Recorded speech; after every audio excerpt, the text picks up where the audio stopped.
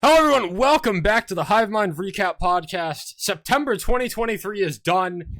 We went to a lot of concerts. We have a lot of music to talk about. And it's now officially fall. We are past summer. Woo! No, you know what? The end of the it's year still is warm. inside. It's still warm out. True, actually. I'm saying It's this still, actually. yeah, it's still like stupid warm. If you're in Virginia, winter doesn't come until like fucking February. Yeah. I remember when I went there in like December, it's like there's leaves on the trees. What? Yeah. See, the problem with Virginia is there's 1 week in November where you think it's finally here because it gets super fucking cold and like all the leaves are falling. It's great. And then the next week it's 70 again. And then you have to wait. You get the 1 week dick tease in November before like the first week in January. It's horrible. Fuck the weather. Fuck Virginia. I'm not complaining about this weather right now, honestly. It's because our local, igloo dweller. He doesn't like the cold. I do not. I hate the cold. So move out of Canada, dipshit. I feel like there's an easy solution here. Honestly, it's a good idea. Facts. I heard Justin's got an extra room. Not anymore. Alright, I heard Justin can find you an extra room. We'll put you in the supply closet on your mattress. He doesn't have room with all He his did stuffed find on the animals. couch. I think we're all right. Yeah, there There's we not go. enough room. There's too many stuffed animals. Honestly, that's the couch of the stuffed animals, right? Yeah. Yeah, that shit is legendary. I fuck with that heavy. All of them are back at my sister's now, though. So They've been. Well, look at that. The stars are aligning. The Sounds couch like is free. The couch has opened up. Yeah. When one door closes, another couch opens. couch open. I don't think that's how couches work. No, he be spitting though. That facts. Bro doesn't know about sleeper couches. He doesn't know. It's like sleeper agents. He has sleeper them. couch. Yeah, he has them. I slept on one. No one expects the couch inquisition. No one expects the Spanish couch. Bro, his couch has like USB ports and shit. What the fuck?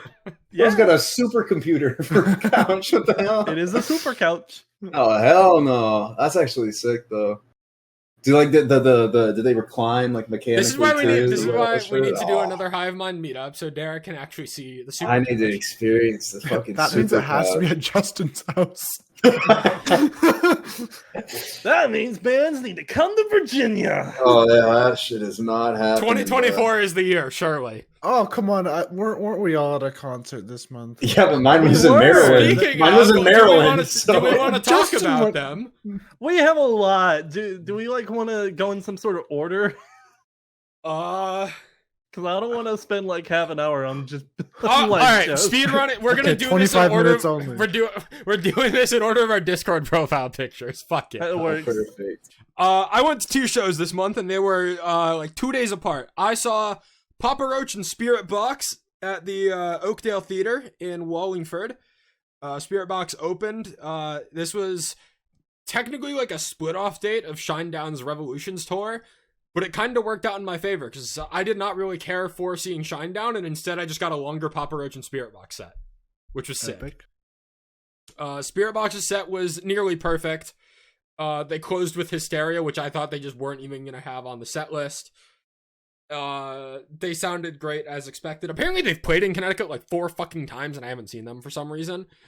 So my bad, but I finally got to see them and it was great. So, fuck $40 t-shirts though. Speaking of $40 t-shirts, I bought one at the show 2 days later. Only $40? Yeah.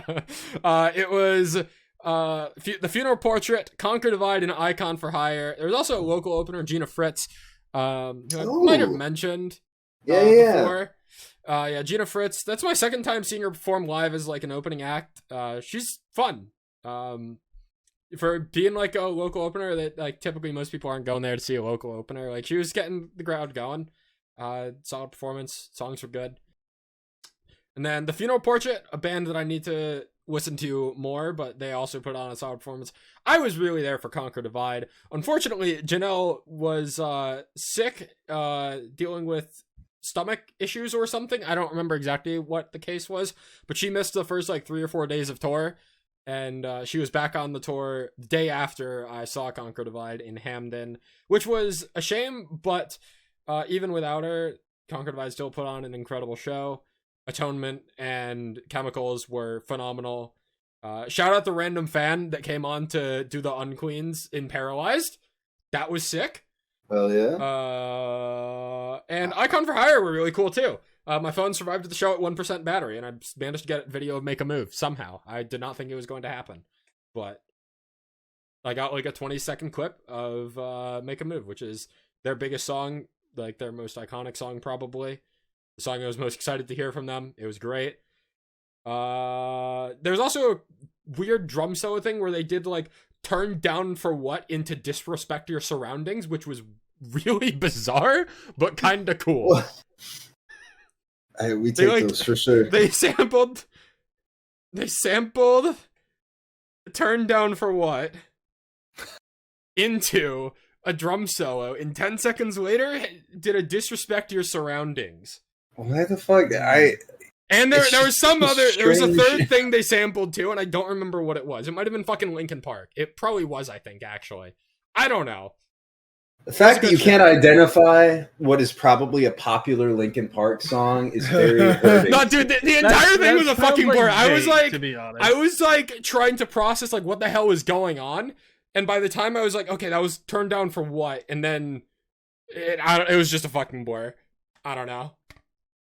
Both shows were great. Vision and memory blinded by Little John.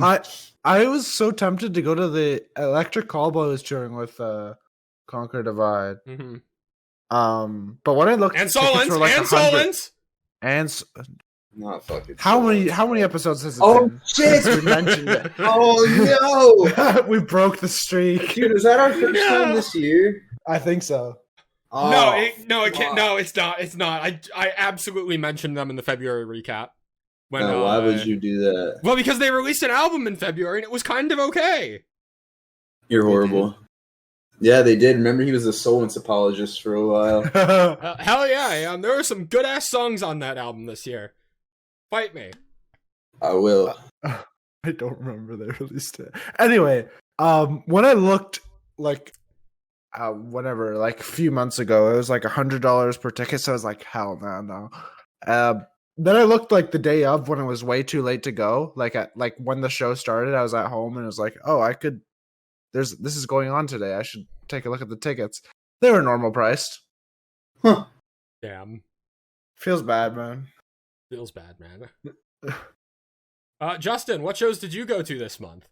So I went to 2. I went to originally just see Varsity at a headlining show down here in Virginia, and it turned out to be a free show from with Blue Ridge Rock Fest. No, none of us went there, by the way.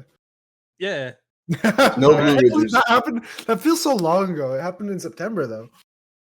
Yeah. But the show was Outline of Color, Dropout Kings, and Varsity. I didn't stay for Dropout Kings, but I was there for the rest. Outline of Color did really good set. A lot of their normal stuff that they were popular for, but did really good. Varsity was probably the best show of that evening. There was like 2 headliners that were both rap artists, but I didn't really care for. Varsity played Fuck You Forever, Sick, Closer, The Plug, and they debuted their new song that we're going to be talking about this month, The Way It Is there. And it was really good live. But when are they going to come to Canada? I don't know. Tell me. Feels like they only tour like Eastern United States. Anyway. Well, it's probably because like going over the border is like atrocious. It is. I can tell you about my experience when you get to me. The other band I went to see was Red. There's another band we're gonna be talking about this month. Soul, a classic or a hard-ish rock band. Opened for them, and honestly, I thought they were really good. It's kind of a similar situation that was with Body Thief last year for me, where I was very surprised in like how well their energy was at the show. Venue was great, everything was good. Red, played a lot of the classic songs. I'm really sad they didn't play anything from the like one album that I know. They played everything from like Gone all the way from back until We Have Faces. Even stuff from End of Silence, but they never played anything from A Beauty and Reach, which is still my favorite album. What? I know, I was so upset. They didn't play The Darkest Part. They didn't play Yours Again. Fucking, they didn't play anything from that album. I was so Bro, upset. I'm looking at the set list right now, and I'm like, wow. Yeah, it's a wild set list. They played a lot of old songs too, and they didn't play that. Wow, that's crazy. They played some of my favorites. They played Let It Burn, Faceless, Buried Beneath, a lot of those from like the older albums.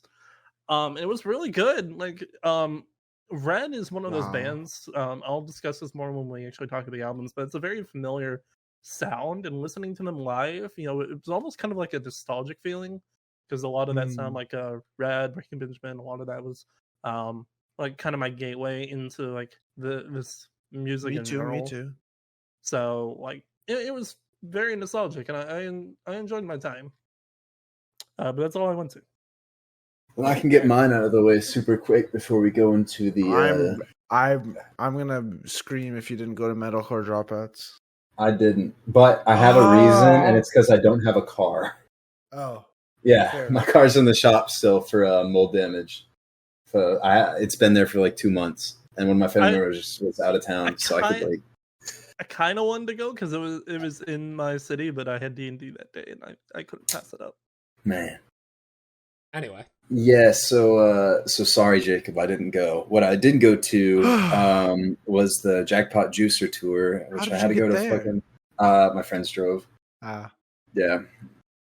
So it was me and two of my friends went, and we missed Within Destruction because of DC traffic. So I went and got some merch afterwards to, you know, tip the scales a little bit. But got in right as Rain City Drive started. They were pretty good. I think there might have been an issue with the acoustics in the venue for their set, because Frozen was like, most of the verses were like impossible to discern what they were saying from where I was at in the venue.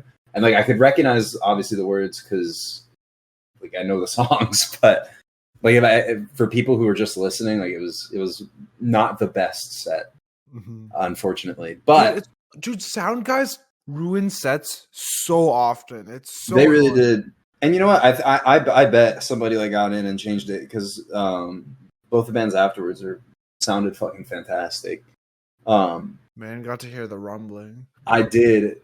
I'll talk about Dance Gavin Dance first, because like I feel like they always put on a good set, and there's not really much to say. They had a really good set list. I finally got to see Young Robot live, which I've been waiting for like 5 years, which is sick. But besides them putting on characteristically great performance, was Sim, who, for those who aren't familiar, if you watch Attack on Titan at all, they did the like most recent, or maybe second most recent, I guess now, opening for it. And got, what like, is it, season 4 part 2 or something? Yeah, season 4 part 1, which is now on part 2 of part 3. Yeah. But they played it last, and everything beforehand was like the best live set I've ever seen in my entire fucking life. And I've never seen like crowd work like that, like the energy that they had. I didn't realize they're a reggae band until what? So they are a hard rock punk reggae band from Japan. And there was like this one song called Gunshots where he had everybody doing this dance called the Monkey in the venue. And the lyrics are about like a guy hiring a prostitute, and then she like won't have sex with him, so he shoots her. Wait. And then there's just like a dubstep breakdown. It was just the funkiest shit I've ever seen in my life. You know, this sounds oddly familiar, honestly. It just, but like, the vibe that they have is immaculate. There was one point they told everybody this was their first time ever in the United States, and they were telling everybody to like crouch down to do like a jump up thing at the song break, and the people were being fucking lame, and they wouldn't do it. And so he said something to the effect of, "My bad, I forgot we're in America. You guys can't crouch," and then held his hands out around his stomach like we were all fat. I just, that's awesome. And then he had people chanting like, there's some line about like killing somebody with a baseball bat, and he had the crowd yelling it back at him. It was crazy. But anyway, so phenomenal set. Would recommend. Absolutely amazing experience. Something about like I, from what I can recall, like Crystal Lake was like one of my favorite live performances ever. Something must be in the water there is in Japan as well for live performances. Dude, it's just APAC, bro. Australia, Japan. I'm pretty sure Bring Me the Horizon just announced a Japanese show with them, Crossfaith and Cold Rain, and I'm like, damn. Ooh. I want to go see that. Jake's going to Japan. Unfortunately not, but if I could, I would. Hivemind up in Tokyo. Okay, I just checked it. It's Bring Me the Horizon, Bring Me the Horizon, Baby Metal, Crossfaith and Cold Rain. Kingslayer? That shit would go hard. Anyway, Jacob. I feel like that's guaranteed. You went to like 5 shows. Here's the onslaught. Onslaught. Okay, the first show I went to was a band called Sesonian. I'm gonna butcher the name, and it's basically Korean rock.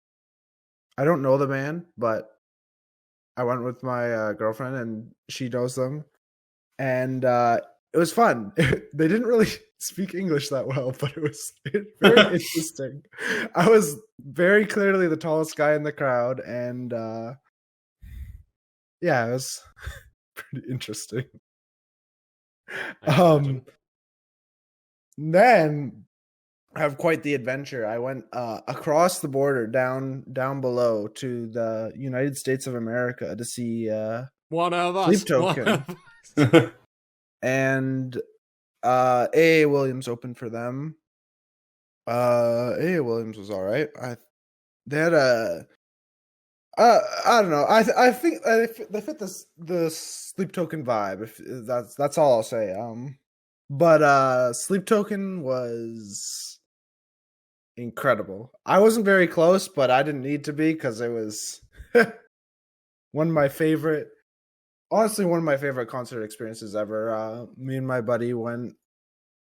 Everything surrounding the concert kind of sucked, but getting there and shit. But yeah, yeah, it was phenomenal. Like all the little, like he Vessel like add like little vocal nuances into like every single song, and it's just like you have to see it. And I'm speedrunning. We'll go to the next show. I went back to Toronto. And I went to probably one of the worst shows I've been to all year. I saw, and it wasn't because of the bands. It was because of the crowd. I went to see Bad Omens Era and I See Stars. The fact that a lineup like that can have the qualification of worst concert experience of the night is really fucking. It was criminal. It was. Like, I just did not have fun. I was not having fun. I was squished the entire time. And I guess, honestly, if I ever see Bad Omens again, dude, I'm doing Balcony. Mm-hmm. Like, it's just insane. Like, I arrived early, and I was near the fucking back of the venue. like what? And then a day later, I went to see Parkway Drive, Amity, North Lane, and Make Them Suffer for the Monsters of Oz tour, and that was unreal. Especially Make Them Suffer. I think everything I said about Alex previously, you should disregard, and I apologize wholeheartedly. Alex has improved so much since I guess I saw them with you guys in December, and it was her birthday. We sang her happy birthday that day. that was probably the highlight of the night. Freaking Parkway Drive had their drummer upside down in a ring of fire. That was another thing that happened that night. I got sick from that show because there were a lot of sweaty dudes running into my personal space, but it was somehow still better than Bad Omens. What's the next show I went to? Oh, most recent one is Metalcore Dropouts. And I saw Landmarks again. I said this before, I will say it again. Landmarks is one of the best live bands, up there with Crystal Lake and Alpha Wolf, I'd say. They're probably my top 3 live bands. Yeah, I'll put it there. I thought Counterparts was interesting, is because Counterparts are from Toronto or near Toronto. Mm-hmm. They kept addressing us as 905, which is the area code for our city. I thought that was funny. And he's like, what's his name? Brendan, right? Mm-hmm. The whole show, he was like, "Oh, you guys have seen us so many times before," and it's like, you're the only band on this tour that I haven't seen live before. So I guess I was in the minority there. And Fit for a King was excellent. They played a very diverse set list, like a lot of songs from older albums. Like I'd say like maybe 3 songs from each of their albums since what's that album called? The one with the hand and the rose on it. Oh, The Hell We Create. No. Or wait, no. You're Path? Fuck. The other one with the hand and the rose on it. Yeah. It's white. It's a white cover. Fuck. Death Grip. Yes.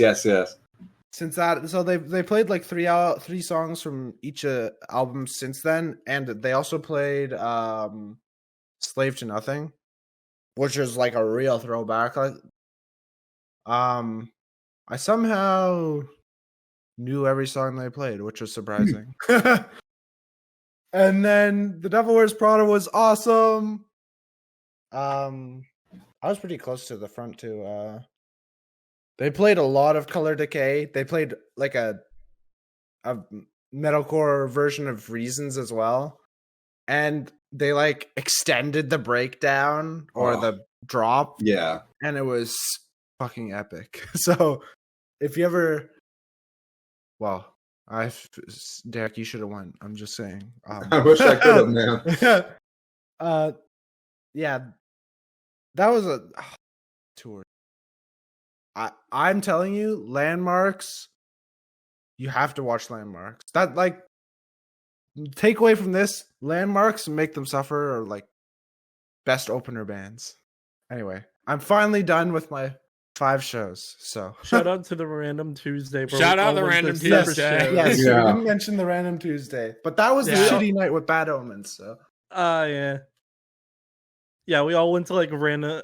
Each went to a different show on Random Tuesday. Yeah. I originally was not planning on going to that Icon for Hire Conquer Divide show, but as soon as you 3 were all like, "I'm going to a show on the Random Tuesday," and I had the opportunity to fulfill. Was anybody else's on the Random last Tuesday episode miserable? Huh? Yeah. Yeah. No, yeah. Wait, what'd you say, Jacob? I said, was anybody else's Random Tuesday miserable? No? Mm-hmm. No, not particularly. Must be a this side of the Discord call thing. It must be a country thing. Fucking god. Oh yeah, I didn't mention Bad Omens had to stop their set because some dude hit his head. Noah did not seem happy about that, but anyway, we should get on to actual music because we've been here for a while. For 25 minutes. Actual music as opposed to Parkway Drive. Before we get into everything, be sure to follow us on socials at Hivemind Radio _ on Twitter and Instagram or X. And Hivemind Radio Recap on Spotify and other podcast platforms. Let's get started with Normandy, who dropped their 2nd single for their upcoming album Dopamine, Flowers for the Grave.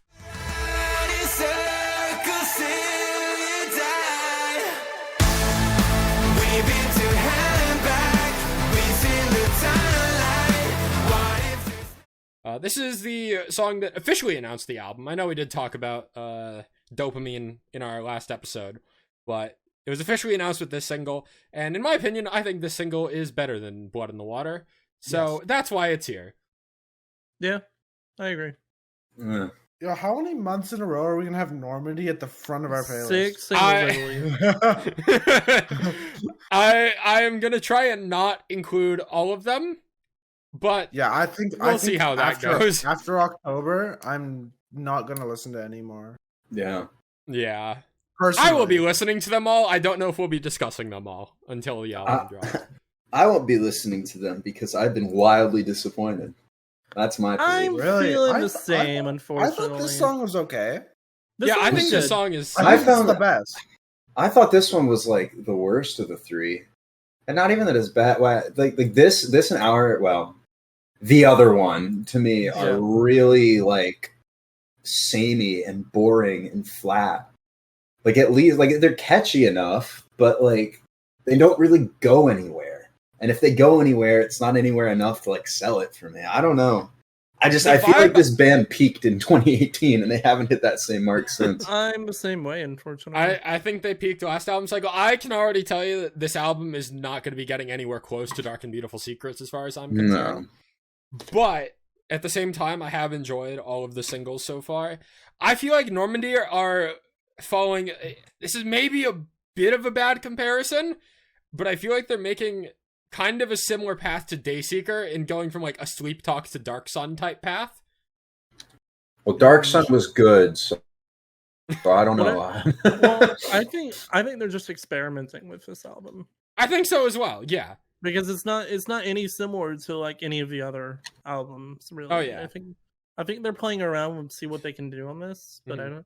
To me, nothing is sticking much more than like anything off of White Flag. It's so weird that I followed this band since like the beginning.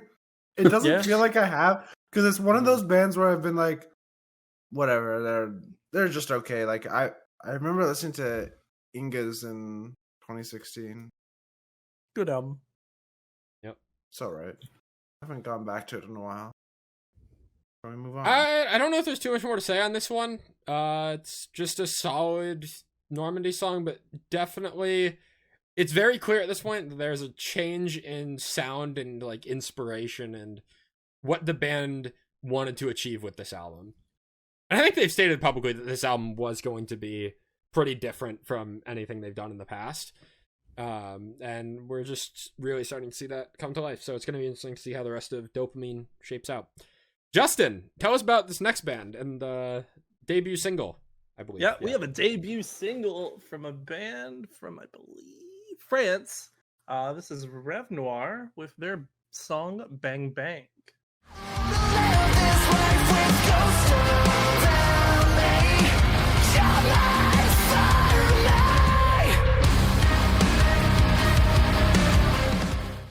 They must be good live. This surprised me. Like, so I was familiar with the band a little bit because the vocalist used to be the vocalist of a band called Merge. We never talked about them on the podcast, I believe. I was gonna say, I thought you were gonna say you're familiar with the band. I'm like, how the hell are you familiar with the band before their debut single? No, I recognize the vocalist. That's the only reason I'm familiar. This song has gotten a lot of that's crazy. A lot of popularity. Single, and they have 20,000 monthly listeners. Yeah, no, it's gone crazy. Wild. I'm like, but I mean, to be fair, this song is really good. It's really good. Justin, I am proud to say this is one of your best finds of the year. Oh, thank you. I don't know how to feel about my other find. You did good on this one, brother. Thank you. I really liked the chorus, and then the tone change to like the heavier sound. Was such a surprise, but it works really well in this. You almost get like a bit of like rap delivery in like the opening verse before like the song kind of explodes, and a little bit of strings in the background as well. Like very faint, but they're there. And overall, yeah, this is just a fantastic debut single as far as fantastic song, let alone debut. I didn't know the fucking vocalist could do that, because Emerge, it was the same band that I think did a Valorant song, a song for Valorant, and he never like hit that kind of level of heavy. It was mostly a ton of subdued vocal tones, and I wasn't expecting this side of it, and I'm really curious to see like where this sound goes, because with this type of like amazing like jumping off point, honestly, it could really go anywhere. Maybe they turn reggae. Who knows? Anything is possible at this point. Absolutely. I can't believe that I get to say this in the year 2023. Too Close to Touch have a brand new single, Hopeless, featuring Telly of The Word Alive.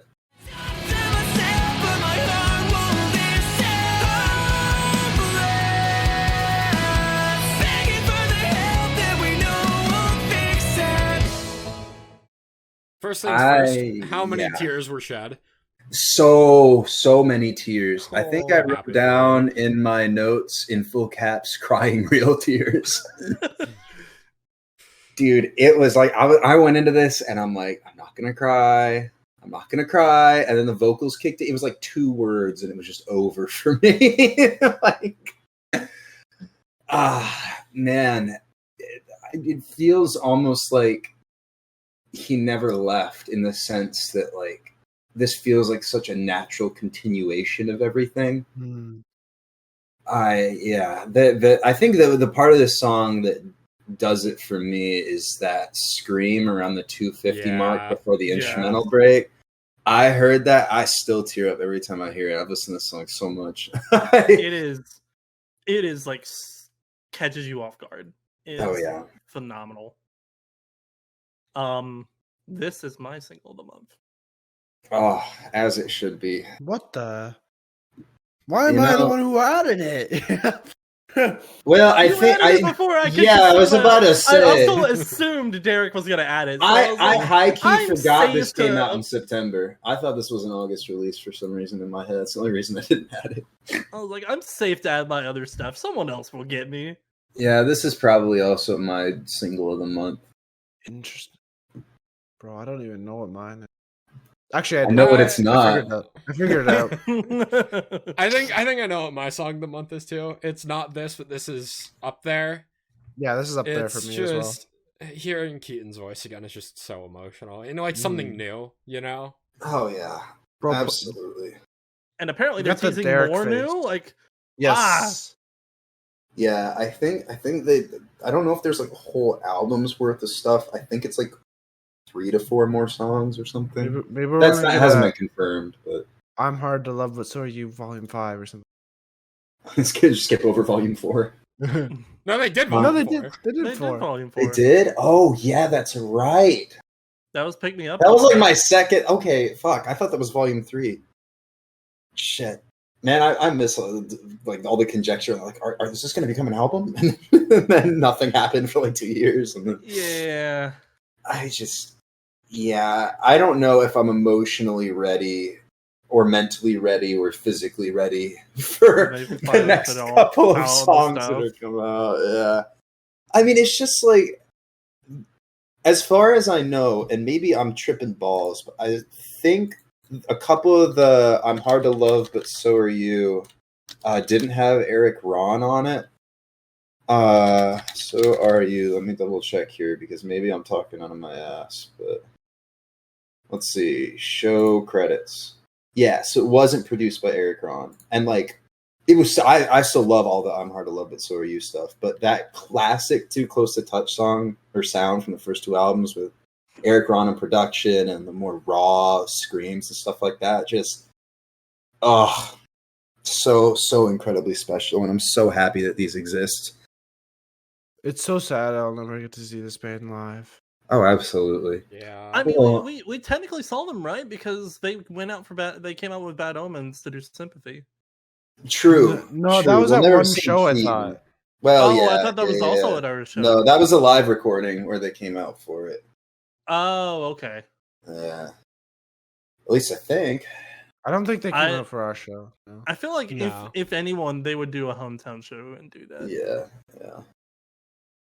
Man, one thing that's very bittersweet is like beforehand it was left wondering like, is there unreleased material? And now there's going to be a point where I definitively know that this is the last new Too Close to Touch song I'll ever have, type of thing. Which is really like, I'm happy for new material, but at the same time, like again, I don't think I'm emotionally ready to hear the last song. Yeah, but no, this is also Telly's best feature work. Oh, for sure. Telly's had to me some hit or miss features recently, but this is a band, and also a very good callback to. You mean you don't like the League of Legends song? I don't like the League of Legends song, actually.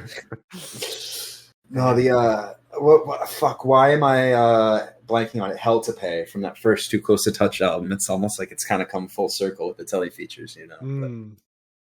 But anyway, we spent a lot of time on this, rightfully so. I mean, it's amazing. Yeah. If there's any song this month to spend a lot of time on, it's this one. Agreed. They also got a GameCube on the cover art. What? Doesn't it look like the GameCube? There's a GameCube. Oh shit, it does look like a GameCube. Anyway. I see the vision. Speaking of good music, Jake, how about you tell us about this next one? Enemy have dropped brand new single, Fake. Watch resentment turn to hate, so we're getting nowhere at a faster rate. Can't see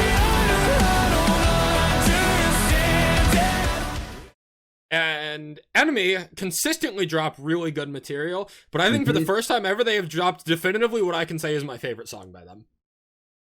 Good choice. This song immediately stood out from everything else they have ever done. I don't know. I can't exactly say what it is. Just everything about this song is better than everything they have done in every other song, and that's hard to say in a band that is this consistently good. Yeah, no, I agree. I like all their other songs. This was released early on Patreon, so I had it like about a month or so early. So I had a little bit more time to get into this, and like Jake says, compared to the other stuff, like there's an energy to this that's just somewhat rivaled by some of the other stuff, like Silver Bullet and whatnot, in my opinion. But I think this is like their quintessential sound. If you really think of anyone, like it's got the heaviness to it. It's got the clean vocals, the catchy chorus. It's got the like raunchy ass breakdown. Yeah, it's so good. There's parts the opening verse where it's like, find another shoulder, grow a little colder, we're cynical, flame to a smolder, rock in a boulder, unsustainable. Like, there's something about that reminds me of Bad Omens. Like, I feel like the delivery reminds me of some Bad Omens song, and I haven't been able to place it. Maybe it's not Bad Omens. Maybe it's like Normandy. Maybe it's something else. I don't know. But that opening delivery reminded me of something, and I haven't been able to place it the entire I was thinking of the score, but I can't think of what song it would be. Maybe? Yeah, I don't know. But and then the other part I really like in the chorus where it's like, can't see eye to eye, don't understand it, where it's like you can kind of see it's can't see eye to eye, I don't understand it, and use I as like both in both the set. I don't know. I think it's just can't see eye to eye, don't understand it. But yeah, I was about to say sometimes you don't hear the I, so like it could be talking from two perspectives. Yeah. I don't know. I think that's really cool or not. I think it's just really good writing as well. And I mean, vocally, this entire band is just incredible. Yeah, no, they are one of the most consistent bands that we talk about. Shout out Enemy. Yep. Shout out to this other band too that seems to also be surprisingly consistent, even though it's only 3 songs out for them. We got Coma Static back with their new single, Toxic Energy. Sorry, I'm not sorry. I watch it all going down slowly. It's hard to breathe when I'm numb to the misery. I'm not an angel. It's fine. Like, where the... Just you could hear the audible like pause and like blank stare at the screen, like trying to process if we heard you correctly. Oh Yes. wow. Why That was am I messed not up. surprised? But no, like, where the fuck did this band come from? Because they're so talented. This is really good. They're gonna be big. Yeah. Oh, I can yeah. feel it. This band is They- going to be big. I just think this song is weaker than the other two by a decent margin. I like the instrumental cutouts in the chorus, where it's like you're an angel, not a sob story, and guitars pick up toward the second chorus. They're at 11,000 monthly listeners, as they should be. Bro, And what is that? growing. That like noise in the like drum beat? It's like a fucking hidden like a fucking steel pipe or something. I don't know. Sounds like it. You guys know what I'm talking about, right? Yeah, I have no idea. I have literally no idea. I want to say it's the classic Landmarks trash can, but it's not. Yeah, that song's fucks live. Did they bring out a trash can lid and just shit out of it? They should. Dude, I want to see someone at the merch table sign a trash can lid as like a Facts. drum kickstand. They just go back around the venue and grab it from the trash can behind the show, bring it in, beat the shit out of it, sign it, go. But yeah, My I think bad, this is Justin. my favorite. Oh no, I was just gonna say I think this is my favorite single from them. From Coma Static. Is it better than? I'll agree Back for because I haven't Blood? heard anything else. I think don't for me it remember is. anything else. Back for Man. Blood is better for sure. I think it was Back for Blood, this, and then Artificial Heart for me. I'll That's allow so that. damn good. I won't allow that it's fine. But Yeah, Jake. I'll allow that. Maybe it's a little better than an it's fine, but Not- I it's- had to get the reaction. Of course you did. It's asshole. slightly better than fine. Yeah. We're talking like 7 out of 10 to 7.2 out of 10. I feel Scales are the worst. Yeah, man. Derek, I'm Yeah. so sorry. Yeah, man. I don't know. Sable have dropped their newest single, "Blind." Without you, I feel so blind. I'm still afraid to look behind. It's a new. This was just a random ass post I posted in the Discord from Yeah. my bullshit from a random band in Ukraine. Because, of course, if there's anything that Justin likes doing, it's finding random bands from Europe and Asia and dropping them in the chat. Asia's Jake my says that. territory. Jake Asia's my says that. territory. Is it Ukraine and Asia and like the Czech Republic and shit, or are those guys in Europe? I don't Where- know where do we the draw border the is. line? Let's I think it's better we Yeah, don't I think answer you're the dating question yourself. and just move on. Yeah, my bad. I've been a couple hundred years haven't No, solved that I was question. saying- I doubt I can. The fucking uncleans in this came out of nowhere. Yeah, what the fuck? I was not expecting that at all. I mean, I kind of was because you said something, but like at the same time, I Uh-huh. wasn't expecting him to get like that raw. That was visceral. I didn't anticipate that at all. It's very like I guess like straightforward structure wise, but the electronics are a really nice touch. And again, like you mentioned with the uncleans, just rock with like electronic leads in the background are a pretty big like guarantee for me, and this falls right in line with that. Oh yeah, it's all coming together. It's all coming up, Justin.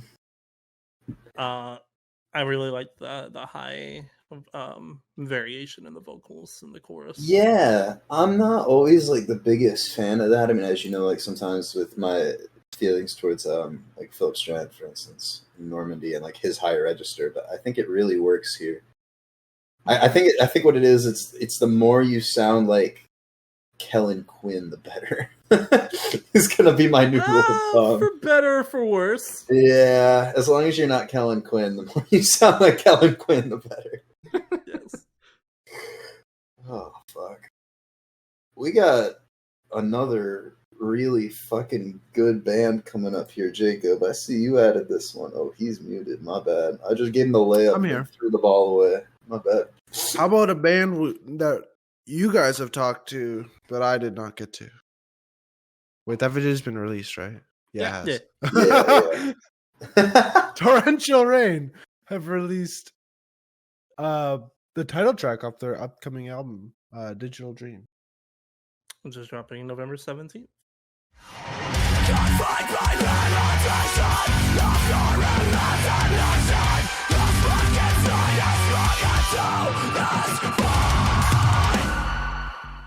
Go listen to our After Hours episode with Chris that just came out a bit ago for some insight on the upcoming album and all that.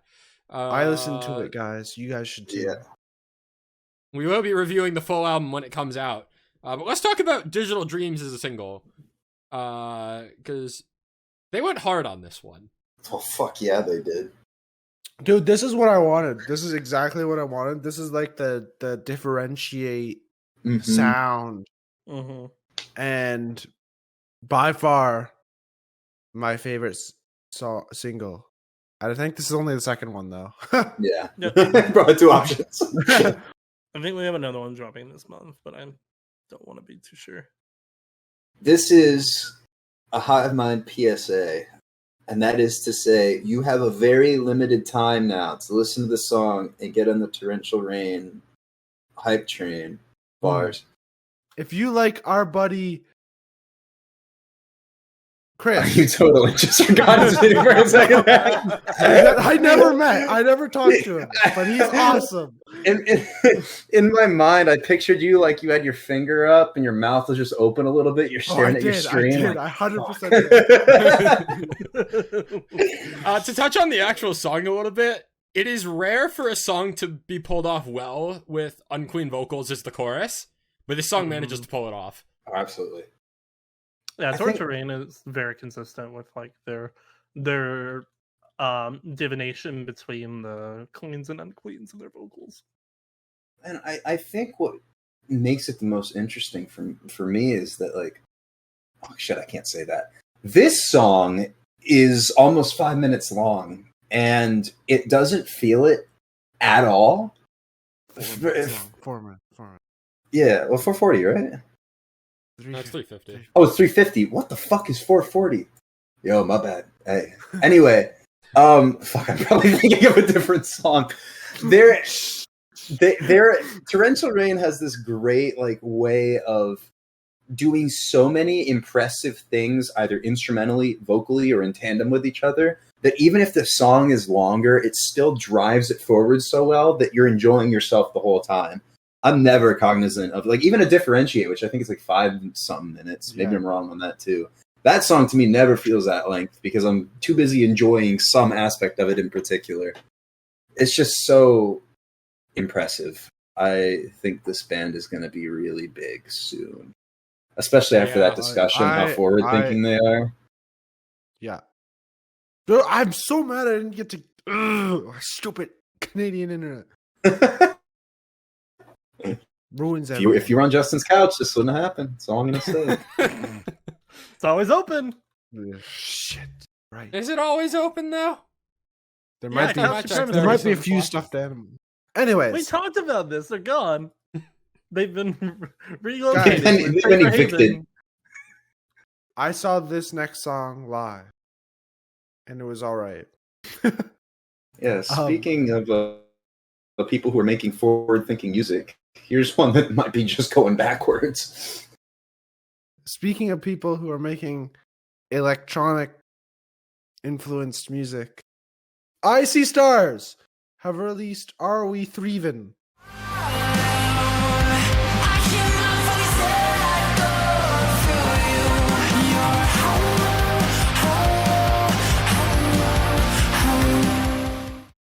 I'm so happy you pronounced it that way. Sigh. Can So- we all agree that this is the best one Mm, out of the three? 100%. No. If you say drift, I'm gonna fucking leave. Anomaly. Okay. Drift is the worst. It's passable. Yeah, Drift is some hot balls. Flip a coin between this and Anomaly for me. They're both songs that I will only enjoy when they show up in the shuffle. I think I'll agree with Derek though. They are regressing. Like Icy Stars used to be unique. This is just like, Yeah, it's there. It exists. It's music that It's came out. like honestly, it's like I don't hate it. I like it. No. It's all right. It's Under not a a bad different song. name, under a different name, Yes. this is a good song. Yeah. If this was a band with like 12,000 monthly listeners, and this was their like third torrential single, rain. yeah, we'd be praising the shit out of it. I feel like Unfortunately, we had this same argument when talking about Hands Like Houses. yeah, but I feel like for them it was like a style shift. I think the problem I have with these is that it's still like the same Treehouse vibe style. It just Without feels the- like less electronic. That's what it yeah. is. It doesn't feel unique anymore. And I feel like Icy Stars, that's what they were good at, is feel like I can't even think of another band that sounds like Icy Stars. No. Kind of unrelated. The brownie. Not really though. I have one tangent that I have to say here, and I don't think we are ever going to hear an album like Mind Games by Palisades ever again. Oh, that's true. And that's upsetting. That's true. That is one band That's like the closest that we get. Yeah. I need to listen to that album in full again. Anyway. I don't know. This to me feels like there's sort of stuff they would have been dropping as a precursor to Treehouse, as like a way to get to Treehouse.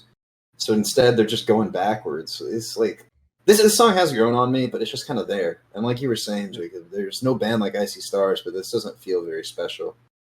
This feels lazy. You have what, 5 fucking years to put something together, and you come out with like 3 of your worst songs in the past decade. No, I don't think this is like one of their worst songs. Like this one isn't. I'd rather listen to this than anything before New Demons. I don't. I could. That's some Digital Renegades. I'm gonna get crucified for that. That is certainly a take. Yeah, I I can see it though. I could make an even worse take, but I'm going to not. Yeah, that's right, Jake. to Digital Renegade. Yeah, Digital. What was the? There was like some. I'll have to look at it later. 3D. There's like some. There was like some EP that was. I can't find it. What was it called? It had like a purple cover. There's the End of the World Party. No, Well, that was an album. It doesn't seem to be on Spotify anymore. That's weird. Probably for good reason. Anyway. Evicted. It was like an EP with a bunch of features. I can't remember who. Like it had the guy from Amir, the guy from For Today. I can't remember who else. Anyways, tangent over. Jake. Yes. Mothika have dropped a brand new song featuring Sophie Powers. Sirens. I'm hearing sirens burning in my head. Don't need to look down, no, I'm on the edge. I like the fade, feeling This Is song was also co-written and co-produced by Lynn Gunn of Paris. And I think you can hear that influence in the song. Yeah. Maybe that's why I don't like it. Well, okay. Is Mothika a band or is it just her? Was it I a think it's band? I think it's just her, and then she has like touring musicians when she goes I on see. tour.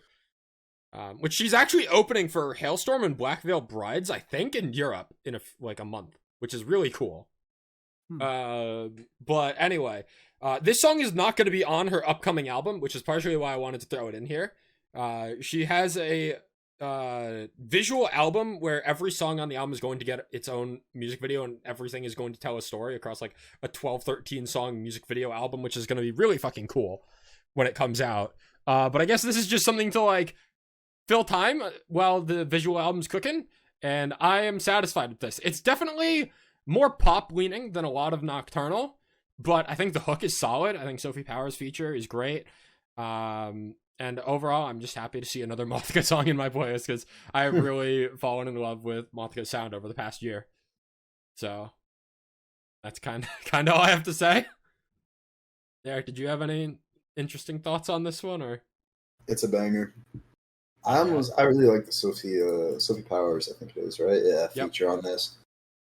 That Paris production feels more. I didn't realize that, but it makes sense now that you said it. It's very unique. I shouldn't say Paris, I should say Lingun. Although I think Lingun is Paris now. It's a fine line. It's like Mothica and whatever her real name is. Does anybody Jake? even... Jake, do you know Mothica's real name? No. Damn it. I feel like we need to find out now. I'm not that deep into the lore. I'm not that deep into the lore, unfortunately. Doesn't say on her bio. Mackenzie Ellis. Mothica. Not gonna remember that. Mothica. I cannot believe Mothica. we're talking about this next song. you I didn't better add it believe. because It's a would fucking you said you would banger. believe. Let's all stand for the national anthem, boys. Everyone salute. I just saluted. Boy, what? Has Fucking- dropped his newest song, Plan Z. Plan Z. The secret formula will be mine soon enough. You'll all see, you'll all see. No more wait. Fuck you, Canada boy. This is an AI generated using the Plankton AI voice modulation. No, but It kind of but- bangs. Somebody sang this.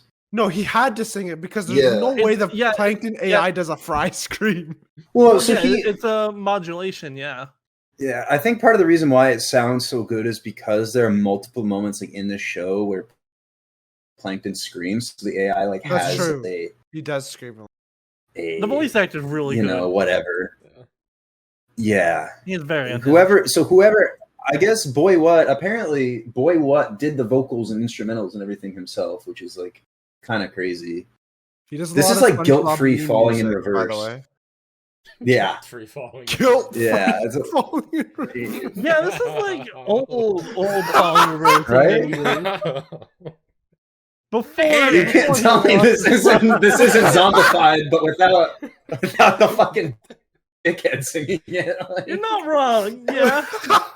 this is My honest awesome. reaction to that statement is, boy, what? Oh, why? I don't. Why I do the don't lyrics work understand. so fucking well? Because it's Yeah. more accurate. This is like This his is whole alright. plan from the fucking SpongeBob movie. Was it It's so actually good. called You're Plan the- Z? It probably was. Yeah, Yeah. I think it was Plan Z. Yeah, he did something called Plan Z. I don't remember if it was in the movie. I think it was. I think it related was to the something movie. else. Because he talks about the Yeah, bucket because the helmets. bucket helmets. Yeah. Yeah, Well, they yeah, put the them on and bucket controlled helmets were from the everybody. movie, but the holographic meat wasn't referenced in the movie. Holographic meat. Wait, did I Yeah, not read there's all the like, lyrics? there's like a SpongeBob skit where he's all alone and the only thing he can make for himself is holographic meat from Karen. Oh yeah, I do remember that actually. Can't believe we're talking about fucking SpongeBob. SpongeBob Lore lore! playlist. Ah. Yeah, Let's talk boy, about what the makes one breakdown as SpongeBob well. The breakdown's really good. Breakdown The- fucks. The laugh was chilling hearing that at the first. And Go then around. the guitar riff that comes in halfway through goes fucking nuts. And like That gets like closing, broken in half with the hook or whatever. Yeah! That shit smacks. and the closing portion of the song too has like portion of that breakdown too. Why? Whoever produced this, wherever the fuck Boy What is, can you like make some of the better metalcore albums? Because some metalcore bands really need this. Right? But this is his first metal song on this. I on think his- so, Yep. yeah, because all the other stuff is like SpongeBob, like rap, whatnot, or country or whatever. Yeah, or country, yeah. I took a gander and was not impressed by anything except this.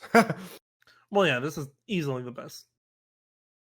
What a fucking world we live in. Shout out to our national anthem. Shout out. I don't know if there's too much more to say, to be honest. No, I think we've said everything. Let's talk about what might be my song of the month. Roach Queen by Future Static.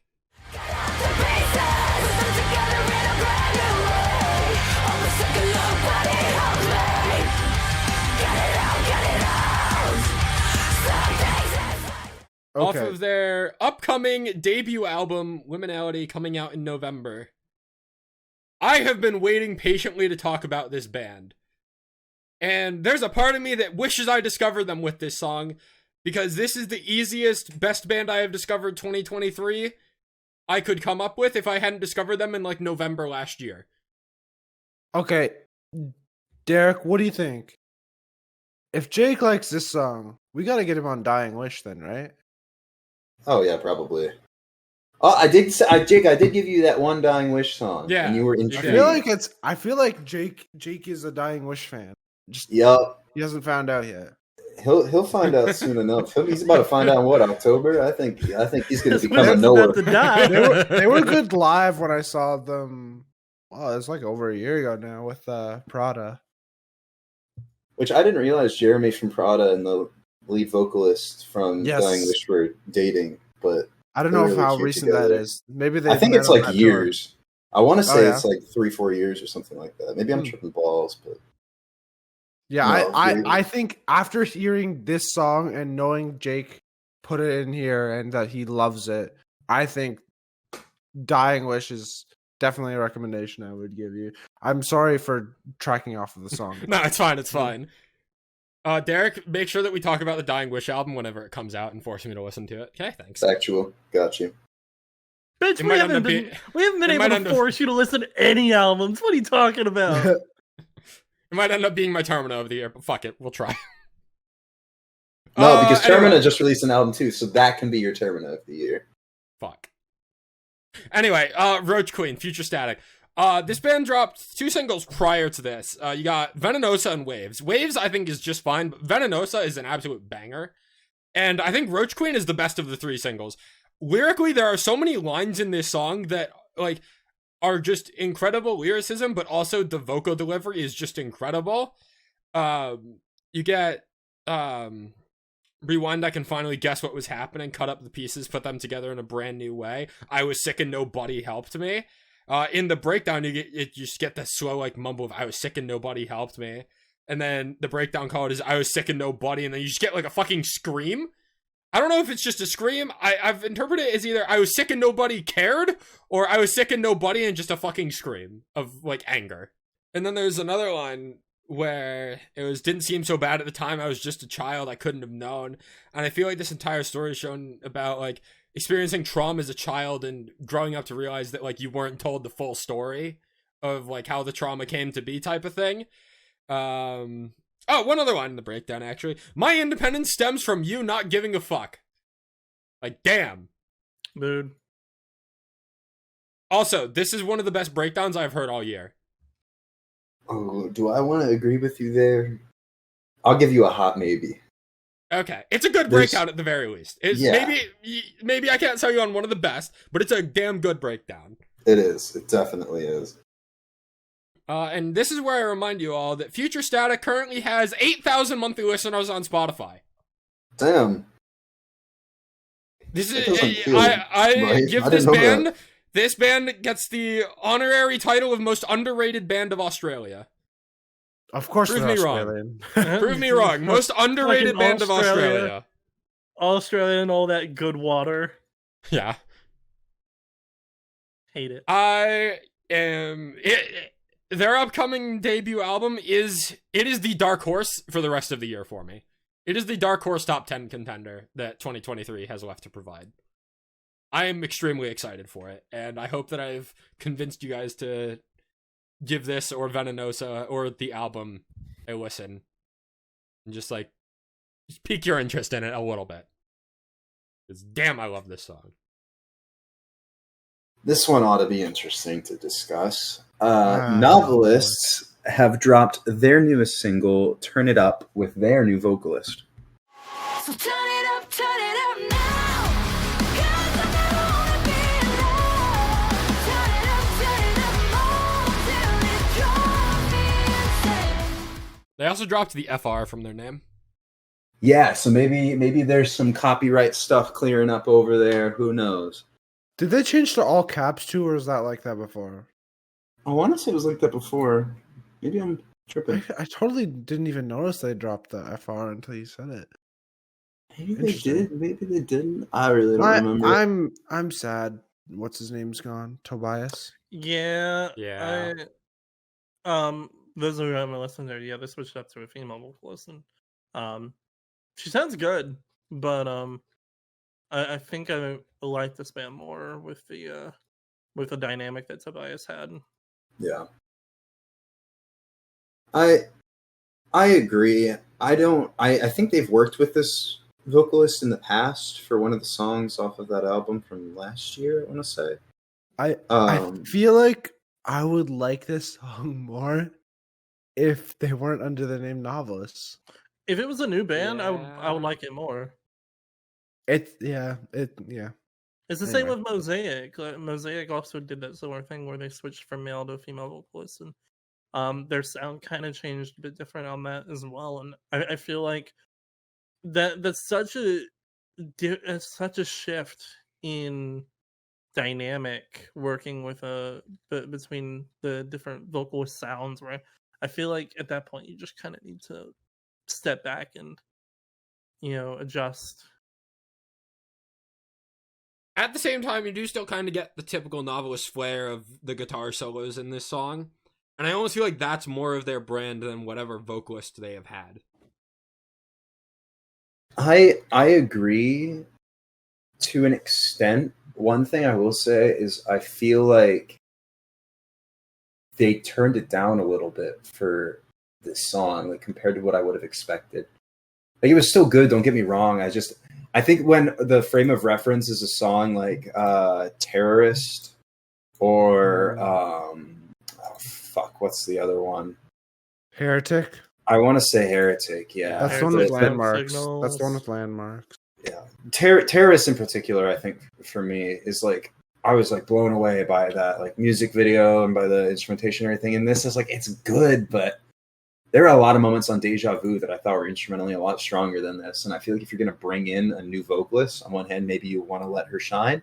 On the other hand, like maybe get some really memorable instrumentals in there to help propel that forward and get people interested again. I don't know. It's a really good song in my opinion. It's just I'm not as drawn in by the vocalist change as I feel like I would want to be with a band that changes their vocalist.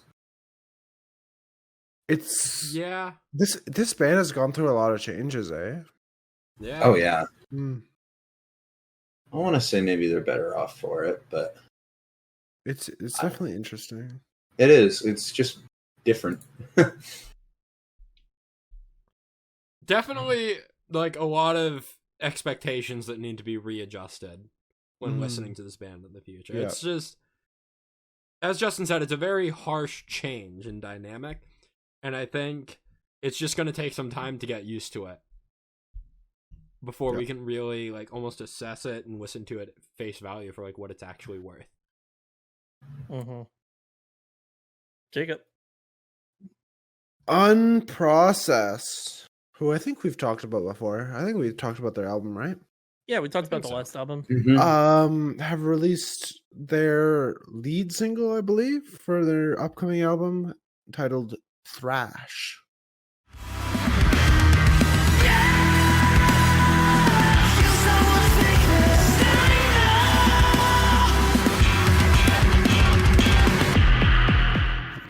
The album is not called Thrash. Yeah, it drops this Single. December. Ah. Late December or early? Early December. So we'll be able to Alright. talk about it. I think there's really only one place to start with this song. This is one of their best songs. I would agree. I was not expecting the harsh vocals, and fuck it Yeah. again came out of fucking nowhere. And the almost like The bass down. the bass down and the That's No, what it's- I'm calling it. The Yeah, bass that was down. wild. It's not bass. It's not bass. It's the guitar. Ah. the instrumental breakdown. I had to ask my brother about it because he's a guitarist. So apparently what he's doing is called I think it's called picking is what he said.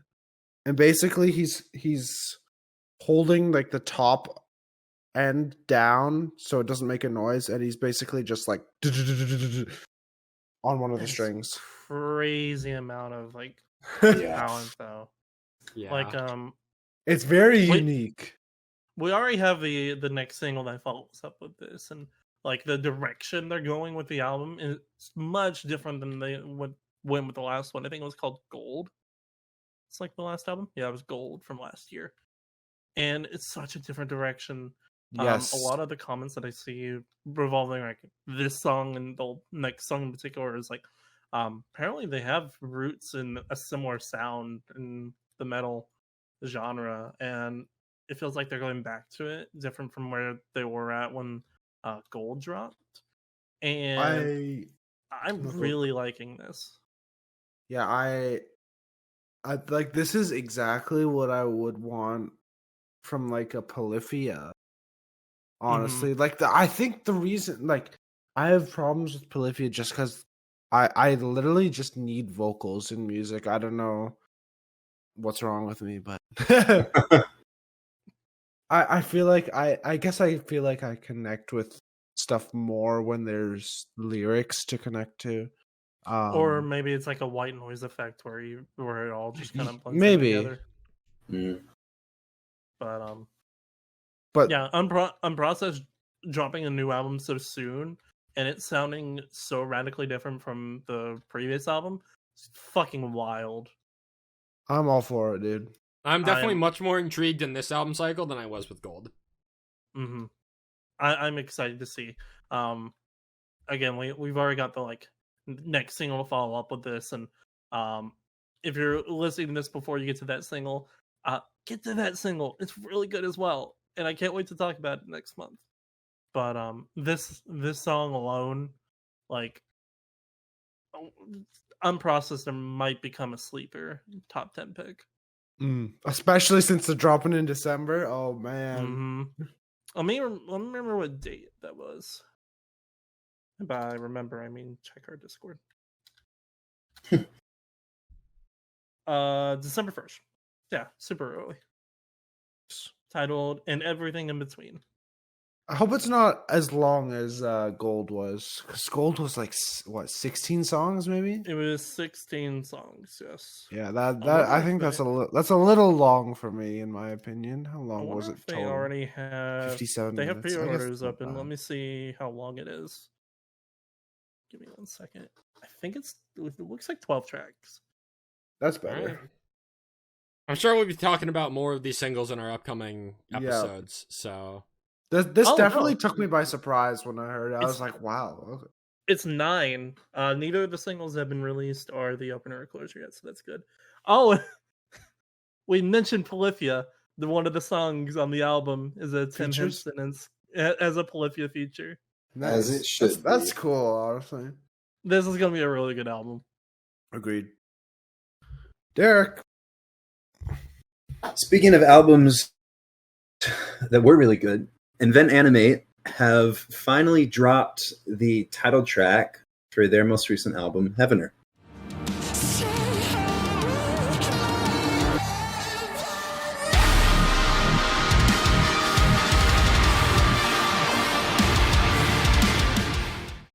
I really, really like this idea of like I do too. Of dropping like a title track after the album. Mm-hmm. And also this is the best song that Invent Animate have ever released. It's at least top 3. Yeah. I don't know. It if I might could be the agree with best. that one. It's up there. This I is think 100%. Something. So as far as I understand it, is this was like an idea that they had while writing the album, and they couldn't figure out what to do with it. So they were like, fuck it, we're going to shelve it. We're going to release the album. We'll come back to this and release it after the fact. I feel like if this ends up on Heavener and gives like that, I don't want to say slow ballad, but like that almost ballad-esque song to change up the pacing a little bit, like that would improve an already fantastic album to make it even better. Having said that, I'm just happy that we got this because it's really fucking good. I'm gonna be honest. I didn't even bother listening to this song because like, oh, it's Invent Animate. I don't want to listen to Invent Animate. So I didn't bother until I was listening to the playlist today. Today is the first day. Oh man, and I was fucking blown away when I heard it. I was like, "What? This is Invent Anime." Anyway, yeah, this is some beautiful shit. I wish I had words to explain how this fell flat for me. Wow. All right. Wow. I'll just go fuck myself, I guess. Yikes. It's all right. No, wait till later. Yeah. The last song on the playlist, Derek. Then you can go. We're on the same page with you, Derek. It's Jake who's the wrong one. Yeah, Jake. Like very often, I am the problem. Bad take. Jake strikes again. Yeehaw.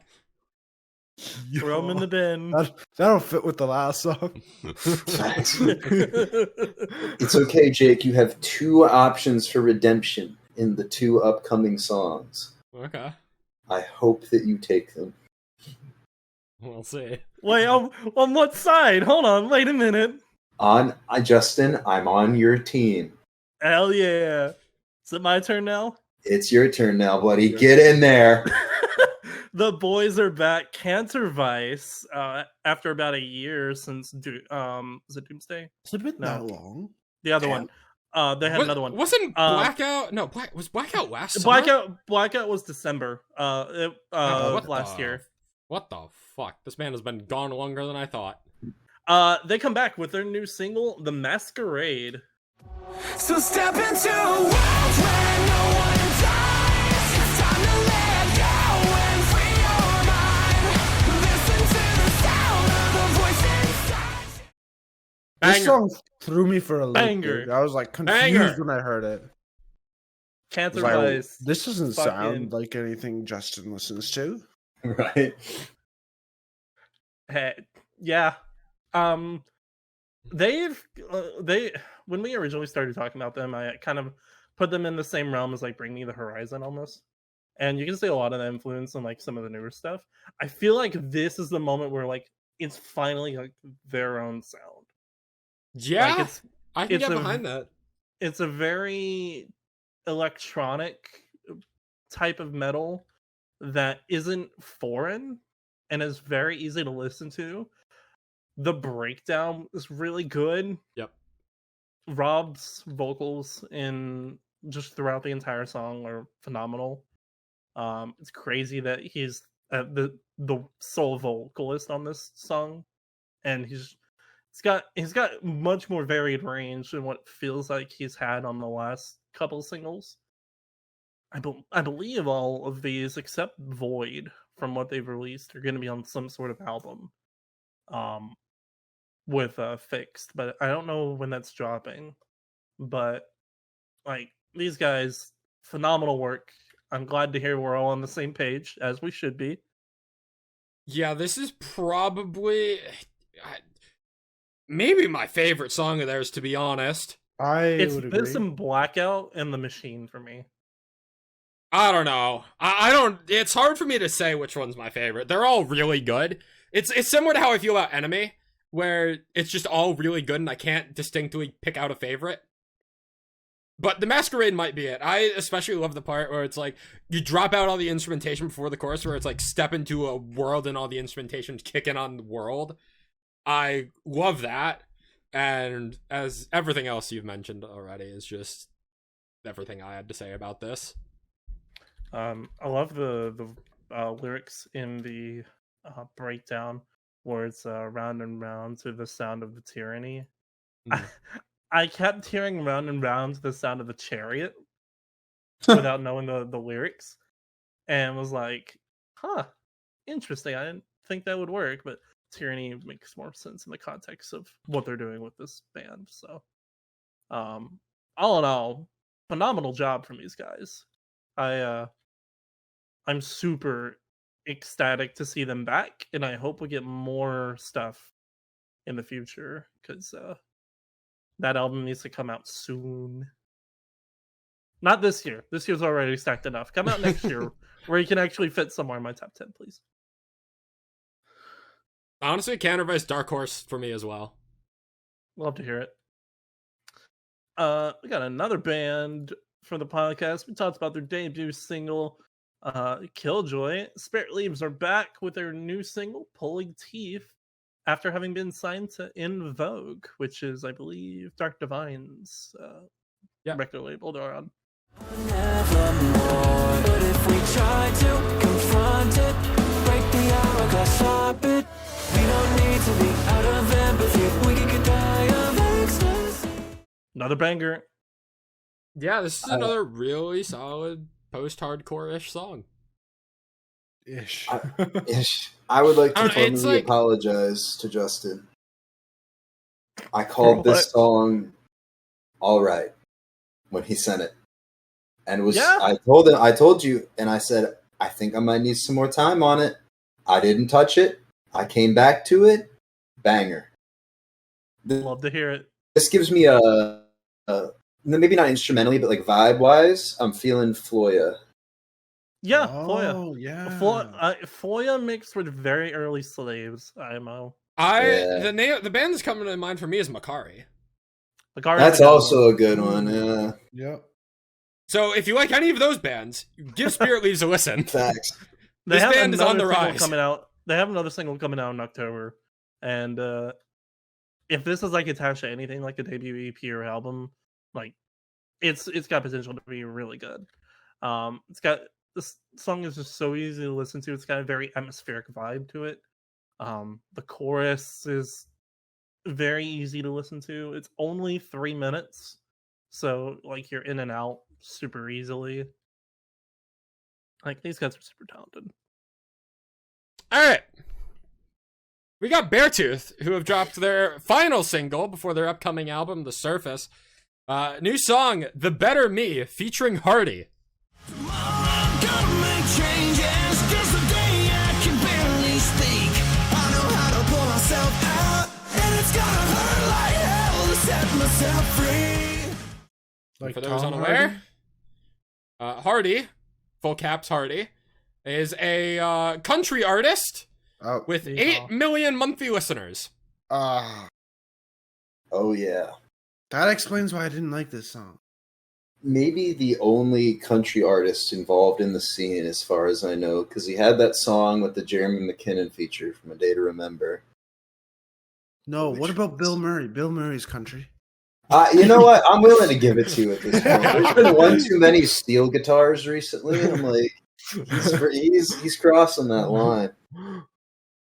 I like this song way more than I ever thought I would. Good.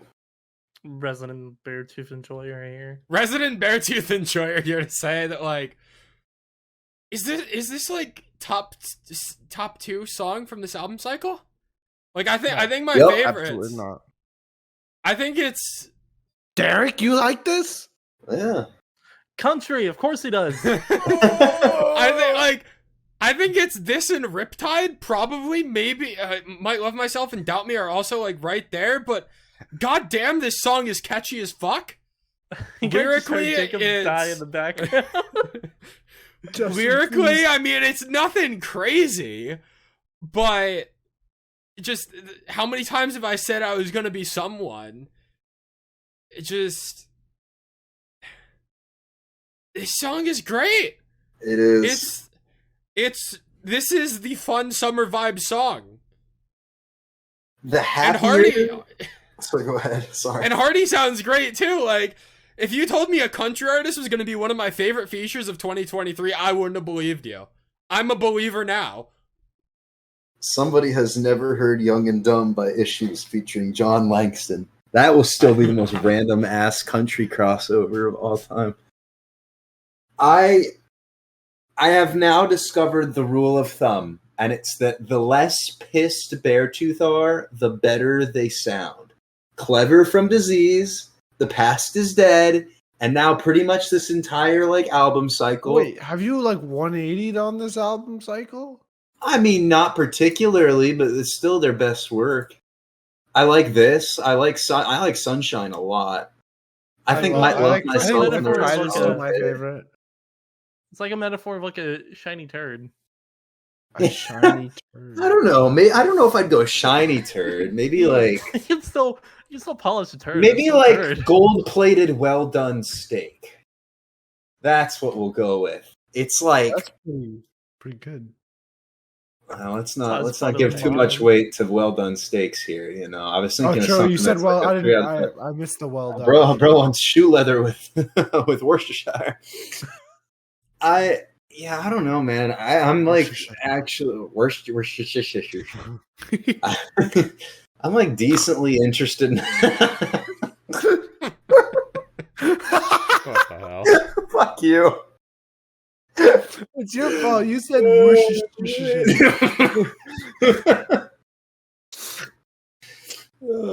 Okay, go on.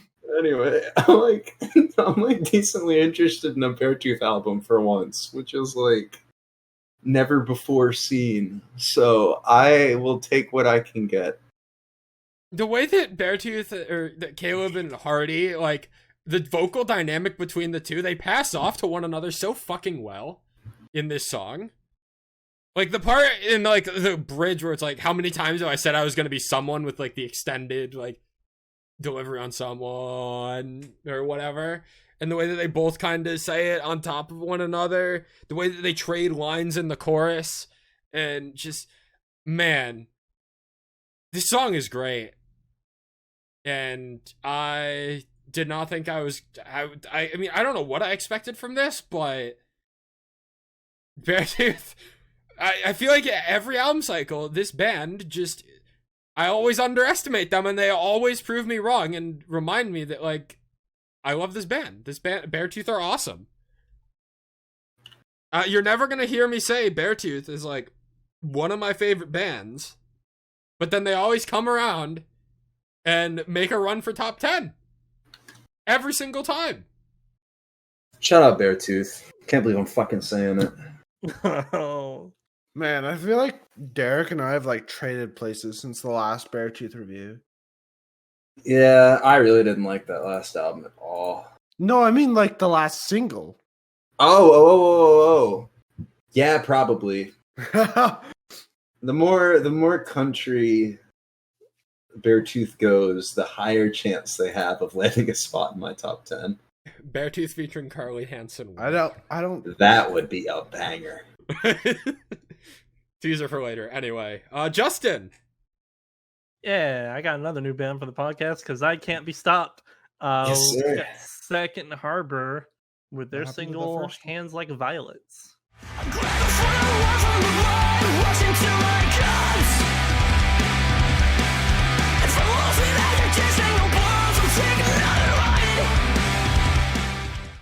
You know, I never really thought there'd be another like song or band or anything with like hands like plural noun, but yet here we I are. thought you were gonna say.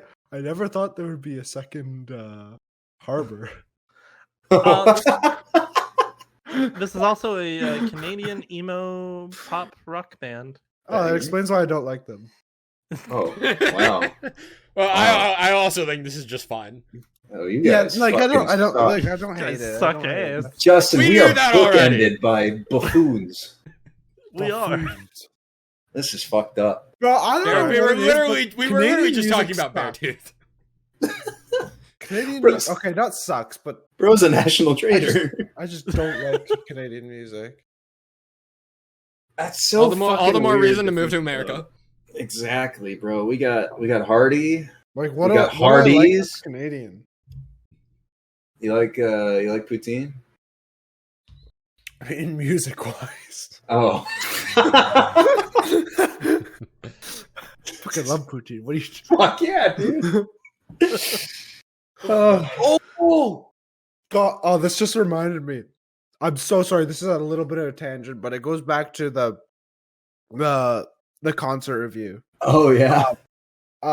Before Make Them Suffer played Doom Switch, this guy beside me, fucking most Canadian accent ever. He's like, "Oh, it's fucking Doom Switch, eh?" Like,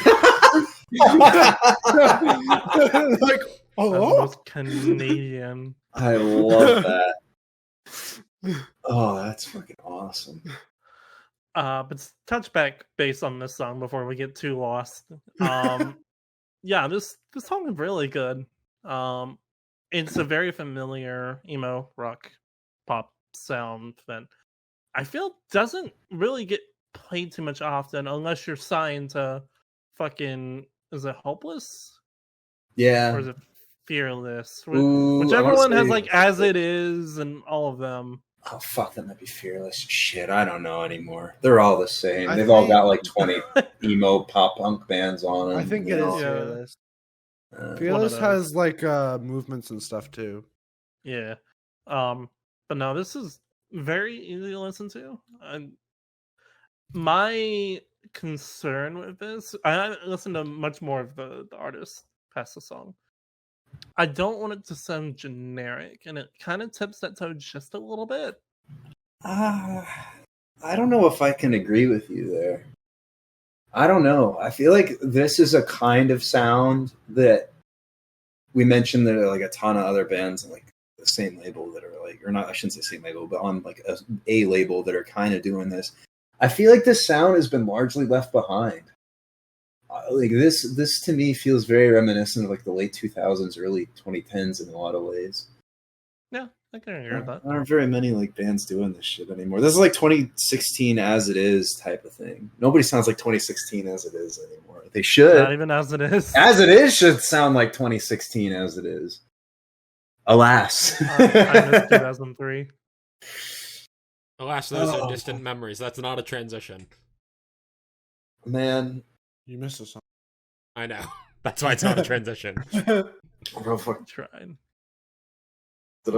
Your transition has a flood design. Oh, that's real. Yeah. Yeah, you like that Nice one? That was You see, I gave you the setup. The transition to the transition. It's Yup. like the alley oop. Yes, sir. Yup. Justin, you gotta mention this one, bro. We got fucking Lesty with Trevor Borg of Windwalkers, so you know it's a banger, with their single Flawed Design. This flawed design. Nothing changes, it will stay the same as we've always been, like we'll always be. And every time we leave this over the rain, I'm reminded of it. Damn. Not just Alesti, it's fucking Alesti. It Yeah. is. 'Cause fucking Alessio always gets the It's- best scene features out of nowhere. It's all fucking good. This song is sex. This is It's so good. this is like somebody told an AI to make post-hardcore that I want to listen to, and it just spit it out perfectly. This is a beautiful, beautiful Like thing. Plan Z. this takes a fat dookie all over Plan Z. Dude. I'm so glad you with- call with- it Plan Z. I'm with here the with you. amount of features that Alesti has like in his repertoire from like Thousand Below to Dayseeker, even though like Windwalkers is like 300, I think they're at 600,000 monthly listeners right now. I checked. I think they're up to like 750. 700, yeah, 750 monthly Yeah. listeners, but it still feels like they're so relatively new with their new sound That's- because of how that's relatively new crazy. Trevor is, and he just does flawless work. I don't know, man. Like, I think he is on par to be like close to like a very familiar like Roy Rodriguez, and like if he does more features, like he's just gonna add so much layers and so much sound to it. This in general, like Alesti, phenomenal work with getting Trevor, because this shit bangs. I have no words other than please go listen to this. The electronics in this, mwah, beautiful. Everything I could have ever wanted. This song is good. However, I would still take Windwalker's last 3 original songs over this. Well, it's mostly just because it's Alesti's instrumentals. Yeah. It's Yeah. more familiar to an Alesti song with Yeah. Trevor just as the vocals. Yeah. I think that's also just giving praise to how good Windwalkers are as a band. Oh, real. yes. Criminals need to come out with an album here soon. All right, the Garden Boys, it's your turn. Garden Boys, rise up. Jacob. It's Garden. He released a new song, and I think it's his best of the year. It's called Distant Memories. Lights were detached, like there's nobody's home. In your bed, a match where the fire was thrown. I don't like where this goes. Ooh. Do I agree with that? Yeah. Yeah, Waterproof No. came out last year, remember? No, I don't agree with that. I think this is his safest release of the year. Yes, that I will agree with you on. And I like it. I think it's so good by virtue of it being so safe. Like if he's making this sound, it can't go wrong. Facts. I will say this. I'm gonna give the second favorite release of his. What's the first? Year. I can't disclose that, but it's fucking pretty obvious. Let me check that EP. Let's figure it out. It is not on the EP. Are you kidding me? You'll see it. You'll know when you see it. It's freaking. Anyway, you got it. I believe it's freaking Monday. Yo, Monday, and it's Friday though. it is. We can't be talking about it. We're only allowed to discuss it on Mondays. That's true. We better, Jake, keep that in mind. Schedule the end of year awards on a Monday. Whoa, yo, who said it was end of year? You know, I don't know. Anyways, is it really a Derek on the beer list without Garden somewhere? That's Facts. like distant memories, except in the future. What's the opposite of memories? Like premonitions. Premonitions, distant premonitions. Actually, upcoming premonitions, I guess. I think distant still works. Did you say 2 months is distant? Whatever. Okay. Yeah. This buddy. is a good song. Okay. This is a very good song. I won't agree with Derek. I think this is the best release of the year, and maybe that's because it's safe. I don't know. Waterproof is still better. Waterproof should have released this year. It is True. fucked up that it didn't. That's true. I do want to like highlight just the delivery on that, like the second "We're All Dead by Dawn," like at the end of the, I guess we'll call it chorus, maybe hook sort of thing. That's not about it that like really like caught my attention. I don't know. I really, really enjoyed it.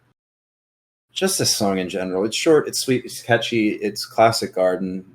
You can't go wrong with this. It's impossible to go wrong. My favorite part is the, because I guess really all I want's control. The world is ugly, but we paint it gold. Just the delivery on that. I don't really resonate with any of the lyrics here, honestly. That is one thing. I just like how it sounds, and it's like I said, it's classic Garden. For sure. We got a couple really good choruses coming up here. Yeah. Jake, why don't you start us off? Against the Current have returned with a brand new song, Silent Stranger. I think the way that I feel, voices fill my head with noises, drink me of this poison. And this is the most, I guess, like, rock-influenced song they've made since their 2021 EP. The past few singles have definitely been much more pop-leaning, whereas this gets a heavier in Against the Current type of way. It's not heavy by any means, but it's more guitar and drum driven than Good Guy and Blindfolded were. And this is definitely my favorite release since the Fever EP, I would say.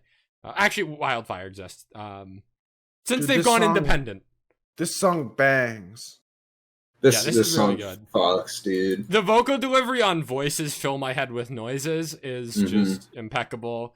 The drum work and guitar work, as always, just guides the song so well. I feel like Chrissy is just such a talent as a singer that the instrumentation almost gets overlooked a lot. But the instrumentation is genuinely some of my favorite parts, in like songs like Lullaby or Again and Again. Yeah, this is just a really strong comeback from Against the Current. I shouldn't even really call it a comeback, but definitely the most excited I've been about an Against the Current song in quite a while, and I'm very pleased to be able to say that. I can't believe how good this chorus is. I was like kind of taken aback the first time I heard it. You know, like it's just one of those that really sticks with you, I feel like. Yeah. something about the melody, and of course, Chrissy Costanza's voice. How can you not? Yeah. She's up there for me with oh god, why am I blanking on the? Is it Audrey from Concrete Castles? Audra, and Kirelli from Conquer Divide. I am still three. so upset. I had tickets to see Against the Current and Concrete Castles in Boston, and I couldn't make it. This is a shame. Still regret. This is like me when I was supposed to see Bad Omens in Spirit Box, and I had COVID. Such a tragedy. Anyway, I don't really have too much else to add on this one, to be honest. So let's talk about this next one, which Derek, you got to hear early. Yeah. So the next song we have is Could have done the Frozen transition, guys. There's lyrics in Silent Stranger. About yeah. Come on. I was trying to find a way to do it, and then I didn't have time. I was like, fuck, whatever. Jake, it's all Jake's fault. Jake, you idiot. I only had the first two lines of the chorus written down. My bad.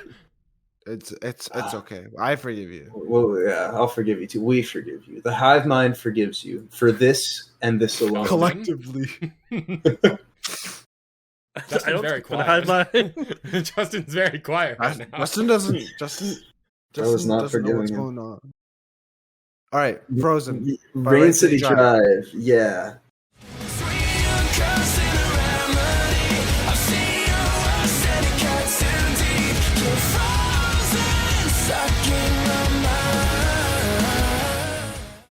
So this is one of those songs that got fucked up by the sound system, like I was talking about in the verses. But I was like, damn, this chorus has a really good melody to it. And then we got it on digital, and it's even better. This is, in my opinion, better than at least half of their self-titled album. Oh, this is better than like all of the self-titled for me, in my opinion. Except for cutting it. This, I would put this like top 4, top 5. Here, Jacob having a seizure. I think you fucking broke him, dude. That's messed up. Take it back. What do you think? Excuse me, we got Eternity. We got Blood Runs Cold. We got Ophelia. And then, you know what? Jake's take, was it Jake that said it's like top 5 or something? Yeah. Anyway, Jake has a good take. Thank you. For once. Thank you. I need that reaffirmation sometimes. I don't get it very often in these parts. So I thought the song was really good on first listen, but I was like, it's not like incredible. It's not like a talk to a friend or a waiting on you or like I do type of song. It's not like S+ tier Rain City Drive. And then I checked my last FM numbers and I listened to this song like 50 times in a week, and I'm like, oh, holy shit, this song is really just that catchy. Damn. Like, I thought I had only listened to it like maybe 20, 30 times. No, I was at like nearly 50 times in a week. And I'm like, damn, this song really is just that good that I can listen to it that many times and not even realize it. Matt is one of the most gifted voices in post-hardcore right now. And has been for the past 3 years. Yeah, I want to know what Derek thinks about the like. I don't even like the little. I don't want to call it EDM, but it's because it's not EDM. It's like a little electronic effect. Yeah. On his voice. Did they do that live? How did they do that live? Couldn't really tell, to be honest. I mean, I'm telling you, the sound was like really fucked up for them. Like, it was also really weird. I didn't mention this, but hearing them say, "We're gonna play an older one," and then playing heavier.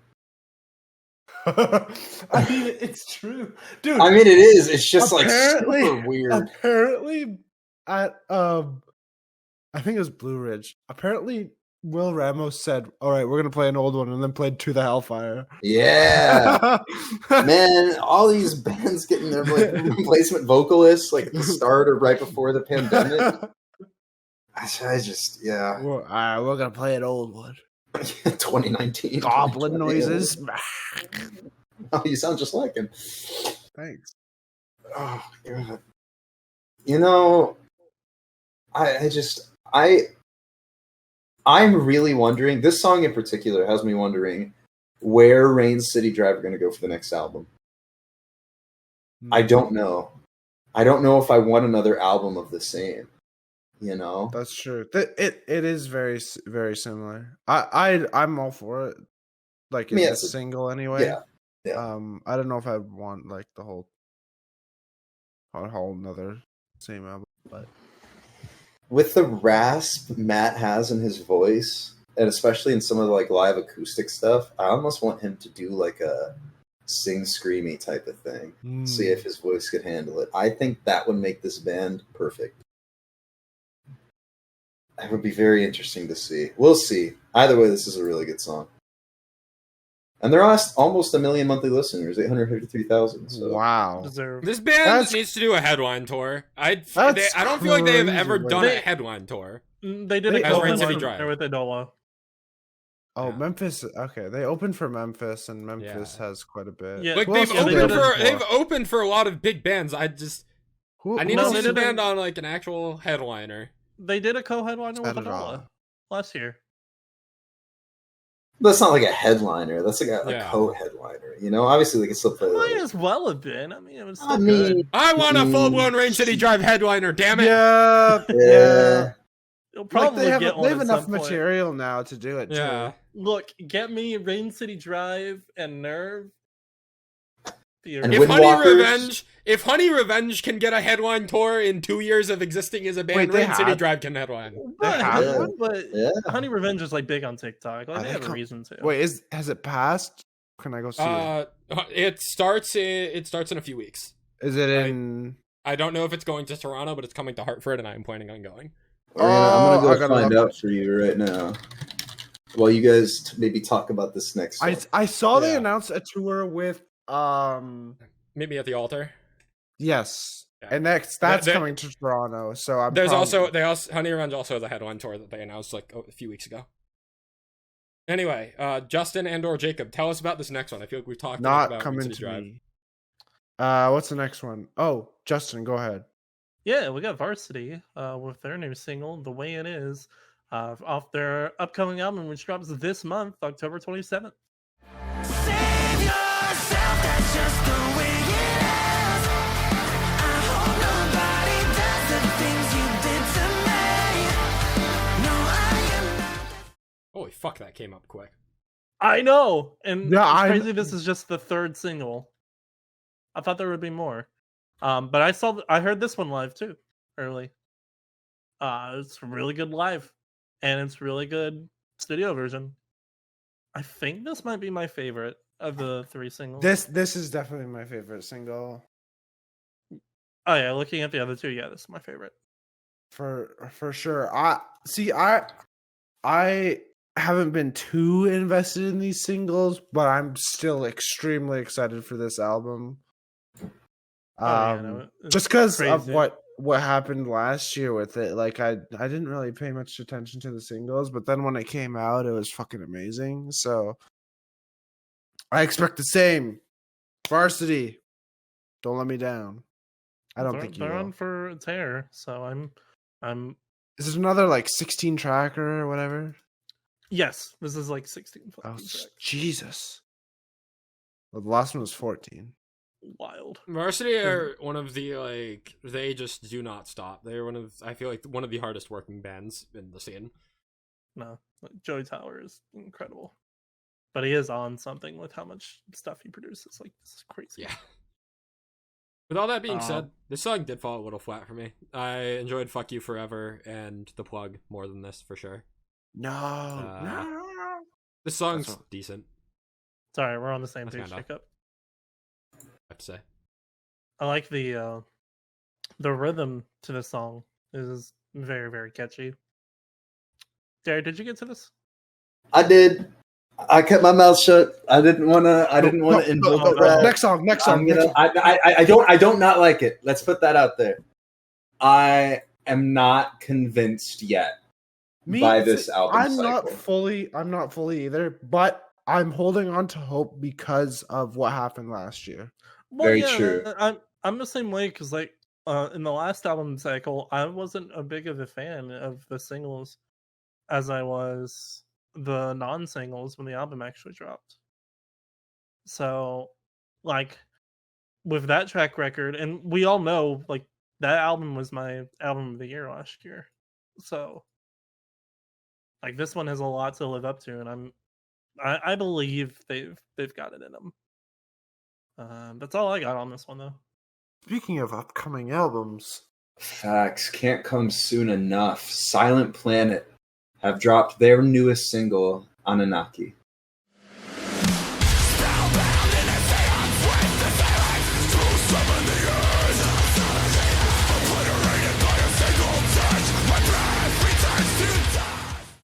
Which has been played live, as Jacob well knows, for quite a while now. yes, I heard this song in November last year, so it didn't have a title back then, but I want to say for a while there after that, like this spring, they played it with the title Escape Pod.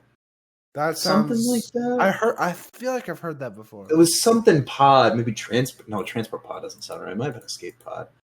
I don't know, but they ended up on this, and Silent Planet are still on track for potential Album of the Year candidate, in my opinion. So we talked way back at the beginning of this episode, or I guess not the beginning because we had like a 30-minute section on concerts, but at the beginning of the singles, we talked about our favorite singles, and we finally got there. Favorite single of the month is this song. As a respectable pick. I fuck with it heavy. They're gonna Jake. explode, man. Yeah, Jake, what do you think about this? It's I'm not counting Signal here because that was last year. It's the weakest single. Pretty definitively, as far as I'm concerned. See. I'm gonna piss off Derek here. I think Collider's the weakest single. Oh wow, that's a take. That is yeah,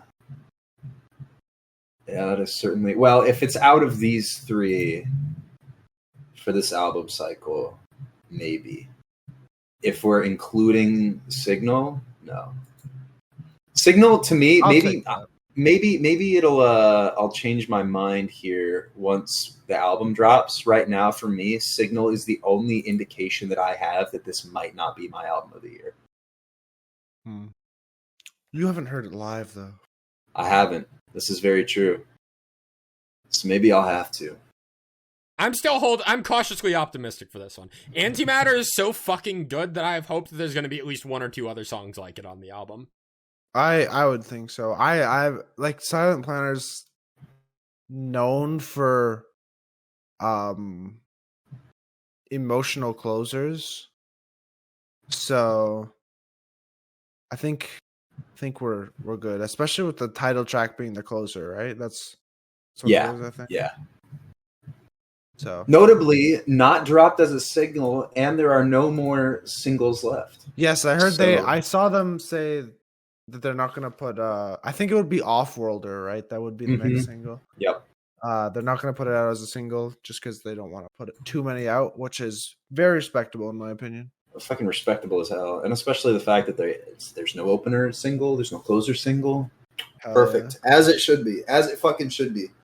They've also, I remember checking because the moment I heard Antimatter when it dropped, I'm like, this band's gonna get fucking huge now, aren't they? They were at 140,000 monthly listeners prior to this. Now they're at 450,000, 460,000. Still so little, dude. I mean, yeah, but like, think about that. That's I know. 3 times their monthly listeners from before. And the top one of those 3 times is me. I was not a Silent Planet listener before this album cycle. Well, and their top 4 in this order are Antimatter, Collider, Anunnaki, and Signal. So like these newer tracks are doing well. Like, I'm happy for them, man. It's how it should be. I'm beyond excited for this album. Yeah, it's gonna kick so much ass. I've got no doubt in my mind. November 3rd is just too stacked. Oh, less than a month. Let's fucking true. go. We got half of us here who cannot wait for this album, and the other half of us who are cautiously optimistic. I don't even know if I would call Justin. Justin, would you say you're cautiously optimistic for the Silent Planet album at this point? I don't know Nope. if he's even here. Oh, he is here. I Well, I saw thought that you Mike liked move. a song a little bit, so I was, anyway. I tolerated this song, if that helps. What about Antimatter? I thought you were like okay on Antimatter and Collider. Yeah, I'm okay on those. Okay. So cautiously optimistic. Maybe. Who knows? We'll put a pin in it. We'll circle Yeah. back. We'll circle Yeah. back in a month. Super Bloom is going to be a very interesting album to discuss. Another album that's going to be very interesting to discuss is from this next band that we have to talk about. Catch Your Breath have dropped a brand new song, Mirror, featuring Echo. The more I try to change my reflection, the clearer and clearer, stranger in the mirror. The more I fight off my imperfections. And this is what, single number 7? Yeah, I did 7. not get to this because I'm waiting for the album. This chorus is stupid catchy. It's just the chorus. Like when I listened to this song and how catchy it was, there was a part of me, like part of my thought process going into this was have Catch Your Breath just overtaken Rain City Drive in like that genre of post-hardcore. No. Because like I am almost ready to be convinced that they have. No. I will say absolutely. Like if Frozen didn't come out, I would feel much more strongly in saying that. Because the choruses on this song, You Should Know Why, 21 Gun Salute, Dial Tone, Shame on Me. I mean, even to an extent, Savages and No Evil. Like, this band writes unbelievable hooks and catchy choruses. And I am really excited to hear the full album later this month in October. Mirror is another fantastic single. I think the feature of Echo is also a great add to this song. Adds a different dynamic to this song for sure. Catch Your Breath are doing everything right for me, if I'm being honest. And I have to assume none of you guys listen to this, just because there's so many singles for it. So let's get a move on, I guess. I mean, I also didn't listen to this next one. Derek. Yes. Tell us about this next song. Oh, this one's a banger. A Foreign Affair have dropped their newest single, Buried, featuring Johnny Craig.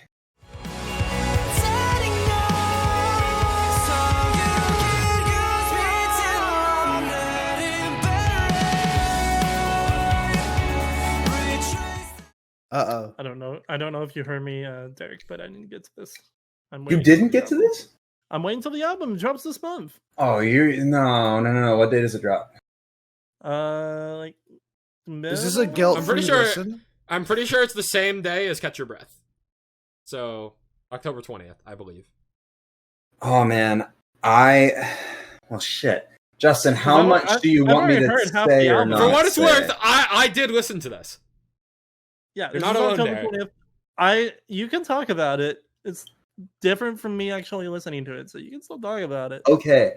I wasn't expecting it to be this vibey Me at either. all. I was expecting like the typical like a Foreign Affair like rock song with the rock Johnny Craig feature, especially because he's getting back into the slave stuff. Dude, this is a vibey banger and a half. I really, really, really enjoyed this. This is easily, even without the Johnny Craig feature, my favorite A Foreign Affair song. I wasn't expecting this at all, and I have been listening to this all month. Absolutely fantastic. I wanted more out of this song, and I think that probably shouldn't come as a surprise, because typically these songs that are more vibey in nature, that don't have any sort of build, do just fall flat for me. And while like this is a good song, I just wish that like the final chorus had a little more rock instrumentation to it, you know? Yeah. Like that would have sold me on the song completely. But it's still a good song. I just think there was untapped potential with it. You know, I had a feeling that's where this was going to go for you. I when you said this, I was like, fuck, I knew it. But you know what? I'm glad that you take it for what it is. You know, if there was more, because I agree to an extent. I really thought it was going to go somewhere, but I mean, with how good or how much I enjoy Johnny Craig's like solo project with his R&B stuff, like if we got Chill Johnny, I'm fine with Chill Johnny as long as the whole song fits, and I think it really works. I'm excited for you to listen to this, Justin. I think you're gonna. I'm like excited for the tour in November. Oh yeah. Oh Because fuck, this might be Ford on there. Affair, Huh? Sunsleep, and Johnny Craig are going. Shit. I need to get my That's tickets coming for to that Hartford, still. actually. That tour is coming to Hartford, and I'm not. Oh man, you gotta go. No. If nothing else, to see Sunsleep. It's gonna be so good. It's gonna be Fuck, phenomenal. Sunsleep album drops this month too, doesn't it? Is that this month, really? Yeah. Yeah. They dropped another single. I think was it last week? I don't know. But basically what I'm trying to say is if Sunsweep album bangs, I might just have to buy a ticket like 2 days before the show in Hartford. Mm-hmm. Yeah, they dropped their Anne Berlin feature last month, but we're not talking about that because I didn't have that same reason for not listening to these last two. Let's move on. Justin, take us down under. Oh yeah, New Zealand's not down under. You're crazy. We've got Written by Wolves with their next single off whatever the fuck they're doing at this point, titled Goddess.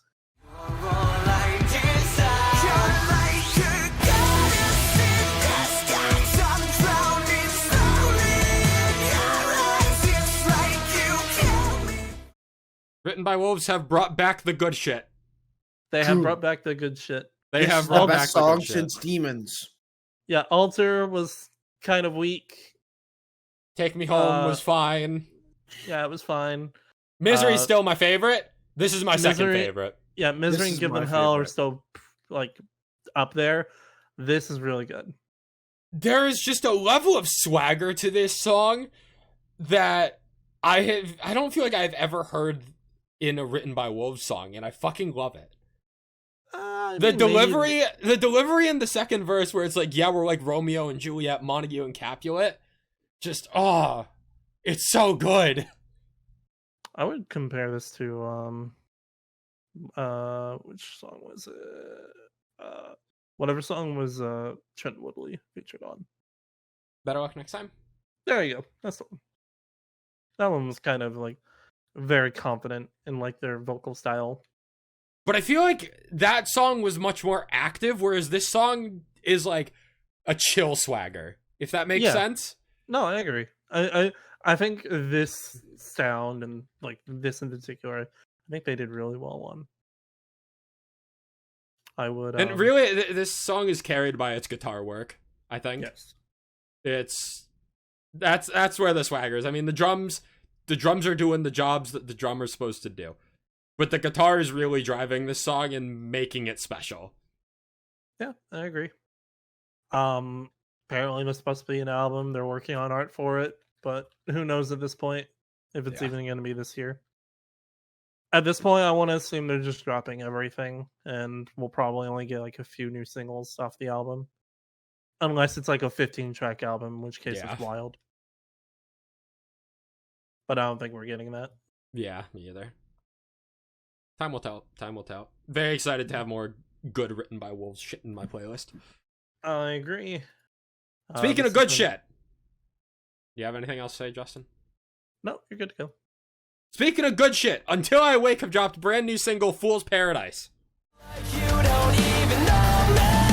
So much wasted time that I spent with you. A fool's paradise if I only. It's fine. Derek, did you Banger. listen to this? Okay, good, yeah. Banger. Banger, banger, banger. This is better than Cold. This is, like, this would be top tier on Inside My Head. Just an incredible Until I Wake song. Harsh vocals on point. Queen vocals on point. This is peak Until I Wake. I'm gonna see this band open for Imminence in end of November. How fun. You're in for a treat. They sound so good live. I've seen them twice this year, and I had an opportunity to see them a third time and passed on it.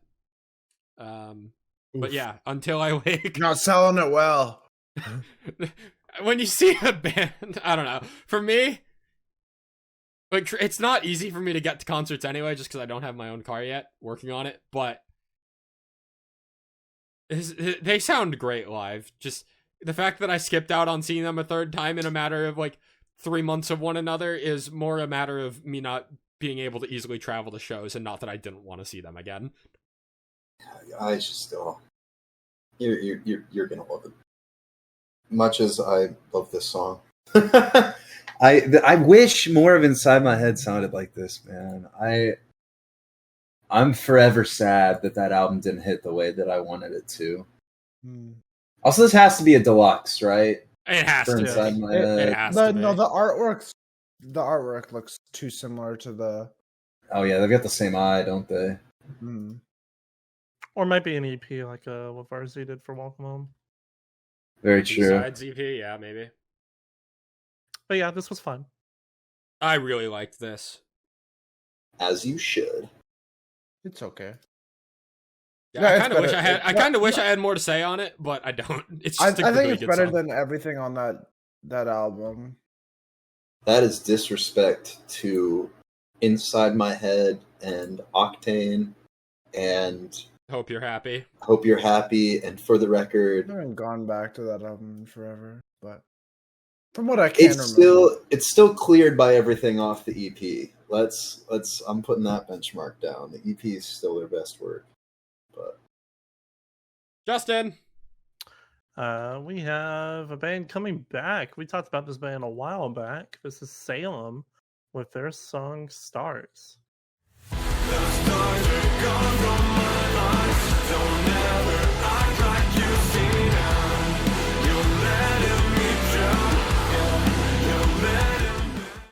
It's okay. Another French alt rock metal band. I actually enjoyed this. Yeah, no, I think this is some of their best work. this is different. It's got a very like chill vibe to it with a very surprise heavy second verse into like a really chill chorus again where the instrumentals pick up. I thought it was really good. This has been like one of the songs constantly in rotation for me of the month. It's not my favorite single. I'd say that's still the Too Close to Touch song. Mhm. But I'd say this is like top 5. That's respectable. That's pretty much all I had. Guys, we're on our last single. We get to end it on a very interesting note. The three of us finished our singles. It's you. Okay. You have one more single. I like how you don't want to claim this one. Okay. Bluey Thomas has released his newest single, Colorado, featuring Carly Hansen. Stars look a little bright, sun feels a little warm. Your voice inside my head just got a little strong. Well, just be lucky I didn't add the Daltrey single. I was going to. I think that came out in August. Did I it? want to say, yeah, because I was going to add it. And then I wish we could have added that Daughtry single. That shit slaps. Yeah, it's really good. Daughtry's a big Sleep Token fan. He's involved in the scene. He's got some breakdowns. He's got it in him. Speaking of songs that don't have breakdowns, there is a specific... It's not even... Well, see, that's the thing, is like Bluey Thomas isn't even like a country artist. He's from LA, and he just makes like indie pop type of stuff, as far as I know. Like, almost in the vein of like a Mumford and Sons. I don't know if you guys fuck with Mumford and Sons at all. Probably not. No. But I think you have to be in a specific mindset for this song, and it's like you're in a cabin. The air is dewy. It's like 7:30 on a November morning. You know, there's a little bit of fog. Like right. You got like a cup of coffee. You're out on the rocker. You got like a flannel on. Like this is a warm hug, fall vibes type of thing. You were talking from experience. Maybe. Look, I mean, you know me. I've been shilling Carly Hansen for fucking months, and I really like the narrative storytelling and the way that her voice fits into this song. I mean, there's like a little bit of guitar at the end, but let's be real. This is nowhere near rock or metal or anything like that. But like, I feel like we're slowly starting to hit that transition point where it's time to like put away the shorts and the short sleeves and like transition into fall. And to me, this feels like a very fall song that's like a great way to transition into that season, you know? I don't know. I've listened to this 8 bajillion times in the past week since it dropped, and I don't intend to stop. I think this is going to be my song of the season, we'll say. It's also an excuse to hopefully make you guys listen to Carly Hansen, even if it's only a feature. So I'll have you know that I listened to this song and then went to check out one of Carly Hansen's songs off of that album that you've been raving about. Thought it was very okay. I think if there's... Do you know what song you checked out? It was like Living something something. I mean, all right, well, I have no idea which one that is. Maybe it's not on the album. I don't know. I just... Living Feeling Dead. Oh! Yeah, no, don't do that. Go listen to... I think if there was anything that you... I just saw the most recent music video and was like, surely that's on the album. Yeah, no. Actually, no. No, you would think. Yeah. I would say that if you had to pick like a song for you, it would be Pretender and Days Like This. Noted. Because I do think that she has a really solid voice. I don't particularly care for this song, but she has a really solid voice as a feature here. So I'll give her credit for that. We will be discussing it later in the year to nobody's surprise at all. So if Most you at any point album of the year. yeah, for sure. If Jake, if you want to listen to that album, I think there are definitely some songs in there that you would enjoy. Okay. Very female pop rock adjacent. I listened to the Olivia Rodrigo album this month, so anything's possible. I haven't even listened to that. I need to. We're finally done with singles, guys. We made it. Yep. Let's talk about 2 EPs and a whole bunch of albums. This first EP is a band that we've had hit or miss history with, you could say. Census. No, Justin. Census have dropped their new EP, Everything Falls Apart. I think it's kind of fucked up that you have to be somebody that you're not just to get what you want. And we have not talked about this band since their last EP. They dropped a single, Obsessed With You, which we did not talk about, which I thought that song was just okay. And they dropped a few singles leading up to this new EP.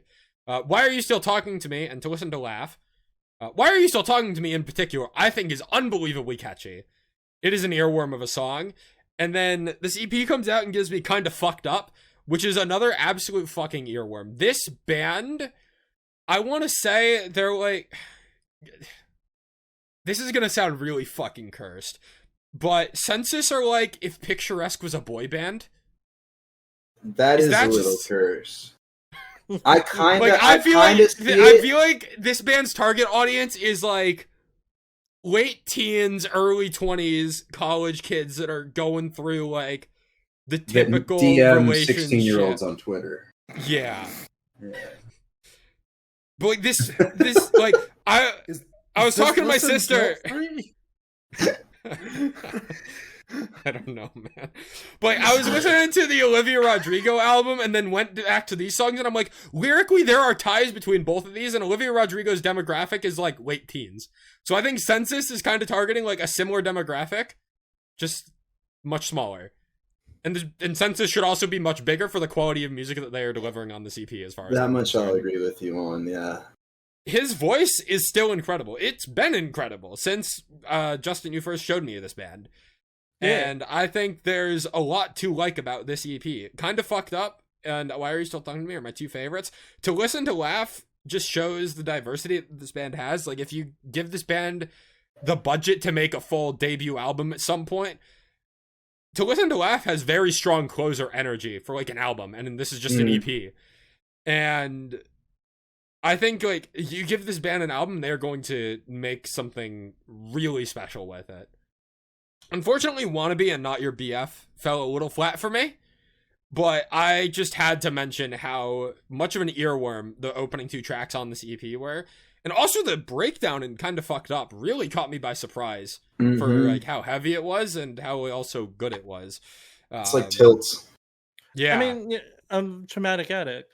Yeah, There's a similar sound to like that. this band has been heavy before, but for some reason I was like almost convinced with the singles that they were kind of dropping the heavier act and leaning more into pop rock, post-hardcore type stuff. But nope. This band still got it. I thought it was interesting the like contrast between Not Your BF and To Listen to Laugh. They're almost like opposites lyrically. It's like in Not Your BF, it's like, no, I don't want to be your boyfriend or whatever. I don't know the exact lyric, but and then To Listen to Laugh is like, no, I miss that. Yeah. Another just really underrated band that's deserving of more attention, and I don't feel like they're getting it. So even though we may have some conflicting opinions on some things this band has done, Go Ghost. there is a lot They do to go like Ghost. about Census. There is a lot to like about Census. Yo, what's the villain from Danny Phantom called? What's his name? You know, he's also a ghost. Vlad? Yeah, that's his name. Vlad. I don't know why I brought that up. I just wanted to know.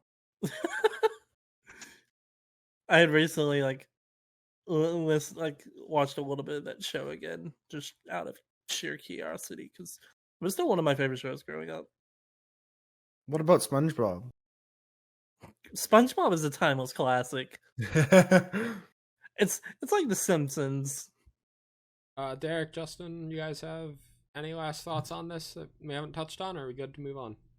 So I enjoyed this for what it is, but this sound in particular is not something that I'm too invested in at this moment in time. Fair. So I didn't give it a lot of love that it probably deserves. Yeah, it's fine. I think I agree with y'all's point about the with the point about the demographic being the same as like an Olivia Rodrigo, in the sense that outside of a bit of To Listen to Laugh, I feel this is very weak lyrically, but also very relatable in its lyrical weakness, in the sense that like I think that this has a lot of TikTok appeal almost. Yeah. Which it's almost palpable in the music, and I don't like that. I don't. There's a lot of like trends in pop right now where people are making like TikTokable songs, I'll call it, and like they're getting success off of it. But there's a very specific like formula and like one-liners to them, and like especially with a lot of like for instance artists like Little Huddy, all the MGK adjacents. Like they've got song titles like this, and everybody gravitates towards them, and it's like, okay, like I get it, but I'm not really a huge fan of it. I really liked Kind of Fucked Up, and I think To Listen to Laugh has a lot of lyricism to be drawn from, especially like in aspects of what they talk about, like as a personal anecdote. But everything in the middle was just like, it's fine. It exists. It feels vaguely relatable enough to get out there to the masses. But I think at the same time, I'm also overanalyzing it, because at the end of the day, it is a very fun EP. Yeah. And I might be trying to make it something that it's not at its core. Mm-hmm. I do think A Vigil for the Living from 2021 was a stronger EP. Absolutely. But by no means is this like a significant downgrade. Let's move on to Annisokay, who have dropped their EP, Abyss Part 1.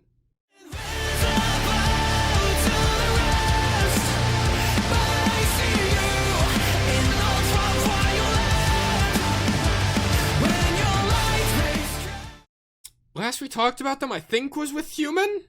I don't think we talked about Calamity or Throne of the Sunset as singles. Anyway. Really, this EP came with one new song in Ultraviolet. But it also includes previous singles, Human and Time as well, and Calamity and Throne of the Sunset. Overall, this is an Annisokay EP. If you like Annisokay, you are going to like this EP. And that's kind of what it boils down to. I only gave this a single listen. I was in my car. I was surprised, honestly. I was like, this is surprisingly better than the last album. Like I thought they improved a lot. I didn't like find myself loving anything, That's kind of where I'm at. but it was definitely like not like terrible experience. I don't that's kind of being harsh, but um yeah, I enjoyed what I heard. I think I'll probably go back to it at least once to give it another attempt because I was definitely distracted while I was driving, but that sounds totally wrong. But I wasn't. Okay, never mind. I'm not even gonna defend See, myself. gotta sell I've dug yourself myself outta a here. hole. I'm just gonna dig it. An deeper. abyss? Yeah, basically. Yeah. I wanted to like this in general a lot more than I ended up liking it. I don't even know why, because, like, it's all good, it's just not memorable.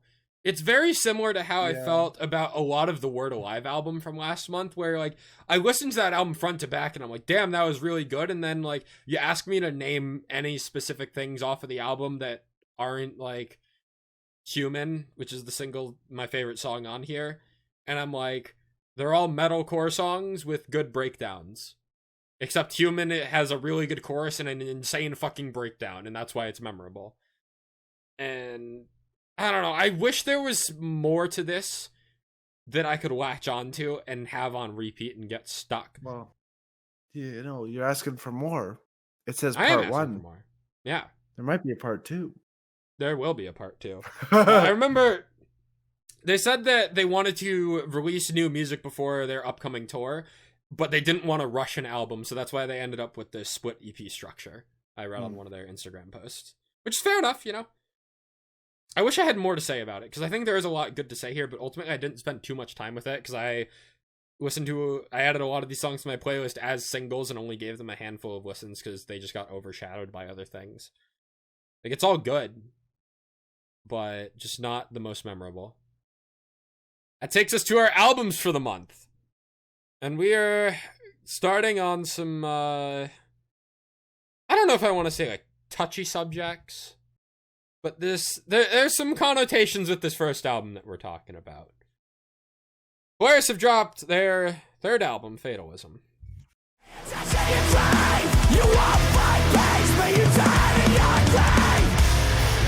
So bury the bones, burn all the evidence and carry on like nobody knows. I feel like the only proper way to start this is by honoring Ryan. Passed away before this album was able to come out. Yeah, rest in peace, But, Ryan. It's always yeah. sad to see talent going like that, gone too soon. Anybody gone Yeah. too soon, really. Yeah. I think he, above everything else, shines a lot on this album. Yeah. I think the guitar work is, for me, as good as it was on The Death of Me and The Mortal Coil. I mean, Polaris is consistently one of the most instrumentally tight bands out there. Jake, how are you feeling about this in comparison to The Death of Me?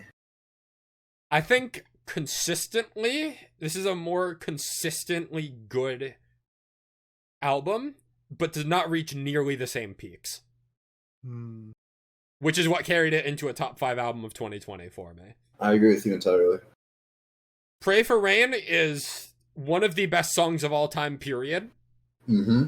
And Landmine is one of my favorite metalcore songs ever. And Hypermania is also fucking incredible. Those three songs clear anything off of this album. But I think once you get past those three songs off The Death of Me, I think a lot of these songs start to compete and like even overtake it. Songs like Overflow, which is my favorite song on here. We talked about it as a single. It's fucking incredible. Inhumane is still an incredible metalcore song. I really came to like The Crossfire and All in Vain, which is the closer. Those are the two that I went back to the most off this album as non-singles. The Crossfire has a nasty breakdown with like double pedal breakdown on the drums, and it's just sick. And All in Vain is what I feel like is the actual successor to Pray for Rain that Harbinger is not. Yeah. I enjoy Harbinger for what it is, though. I like first listen of this album, I was like, okay, this is definitely not Pray for Rain level, but it definitely feels like an opener. It's definitely an opener. I just don't think it's a particularly strong or convincing opener. See, I think overall I think I enjoyed this album more than The Death of Me. Like you said, I think Pray for Rain, Hypermania, not really Landmine for me. Probably enjoy it. I enjoyed those songs more. And even like Lucid from their debut. I think that's my favorite song by them. Just I think nostalgia kind of plays a factor in that as well. But yeah, I would agree when you say it's more. It's a safer album. Like you said, it's like not the peaks of The Death of Me. So I think lyrically, if nothing else, this is their strongest album and also their most consistent. I know we talked about sonically and like quality wise, like even if it didn't have those same peaks, it's a consistent, safe album. But I think that like thematically too, I feel this album a lot more than I did either of their previous two. Fatalism is a very fitting title for this album. Oh, absolutely. I think that this is a good progression from The Death of Me as well. I mean, it's still very classically Polaris, but I saw a lot of people saying that like Polaris didn't do anything new on this album. yeah, well, I disagree. I think Parasites is a little unique. Yeah, definitely. I don't love Parasites, but it's definitely different. And maybe this is a Ryan thing. Obviously, rest in peace. I feel like a lot of his guitar work on here is what differentiates Polaris from a lot of other bands. Not to sell the other members of the band short, but like I could hear a song with his guitar work on it. That's Polaris, and I think that that's what's setting them apart from a lot of their counterparts. So name me one other metalcore band that is doing the fucking thing he does on Inhumane in the breakdown. No, fucking nobody. Nobody does it like Polaris. I think if you want a good ass breakdown, I don't think that there's a more sure bet than there is with Polaris. I wish Harbinger and All in Vain hit the same for me as Pray for Rain and The Descent, because I feel like this album is weaker in its intro and closer. Like I don't like Parasites and With Regards as like my two least favorite songs. They're still good. I love everything else. It's just that opener and the closer. I feel like it, in the same way that we were talking about, it doesn't have the same peaks, right? I feel like it doesn't build or descend in the same sort of way. So I'm just like, you don't start the album off at a 10 like you do with Pray for Rain. You start off at an 8. It kind of like stays there the whole way, you know, which is good to still have a album that's consistently that high. But yeah, I thought you would enjoy Parasites, honestly. I thought it kind of reminded me of like an Alpha Wolf almost. It did. I really don't know why it hasn't clicked with me. I want to be honest. I went back and listened to that song like 6 times trying to get it to click, and there's something holding me back. I don't know what it is. I think my favorite is probably Dissipate, and then Aftertouch and Fault Line. So those are the 3 non-singles that fell the most flat for me. You know, Dissipate, Aftertouch, and Fault Line were not doing much for me. I'm like Overflow, Harbinger, Inhumane, I think. I'm Overflow, The Crossfire, All in Vain. Justin, what are your top 3? Overflow 3 times. It's Overflow 3 times. Yeah, admittedly, I listened to it once. Nothing was really memorable besides Overflow.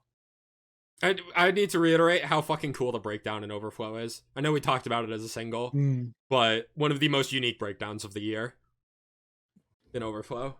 And also just an incredible chorus that needs to be reiterated as well.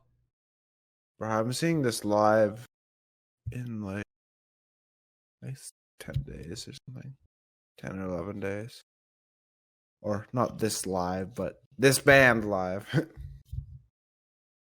Are you ready to move on, or any last thoughts on Polaris here? I think this We might talk about this album again. I don't know. I need more time with it, I think. Well, I know somebody who's definitely going to be talking about it. Not me. Let's talk about this next album. I got to hear some of these songs live earlier this month. Conquer Divide have dropped my most anticipated album of 2023, Slow Burn. No, we don't feel like safe, and you're not listening. When they break you down and use your parts. Hell yeah, brother. Hell yeah, brother! That's a great place to start, actually. Afterthought.wav. .wave. .wav is Wow. crazy. Bro, this guy's an editor and he called it .wav. Oh, I hate it. Bro, revoke his undercover now. However the fuck you want to pronounce it. Every year, there are a handful of songs that I declare as holy shit songs. As songs that make me have an audible reaction when I am first listening to them. I can count them on, like, typically one hand every year. Last year, it was, like, Cabin Fever. 2021, it was The Final Say by Caskets. How about This year, Hysteria? it is... I think Hysteria probably was one of them, too. This year, it is Afterthought by Conquer Divide, which gets the honorary holy shit for how fucking hard Janelle goes on the harsh vocals in the first 50 seconds of this song. Because holy fuck. It is brutally heavy. It is chunky. It is chuggy. It is slow. It is delayed. It is just raw and incredible. And then the chorus kicks in and Kirelli sounds as incredible as ever as she does on the rest of this album.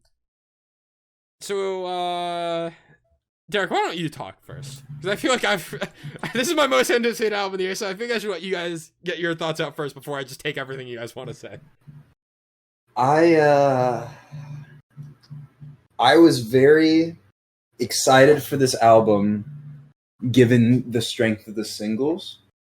I think most of the non-singles, with the exception of The Invisible, are better than the singles.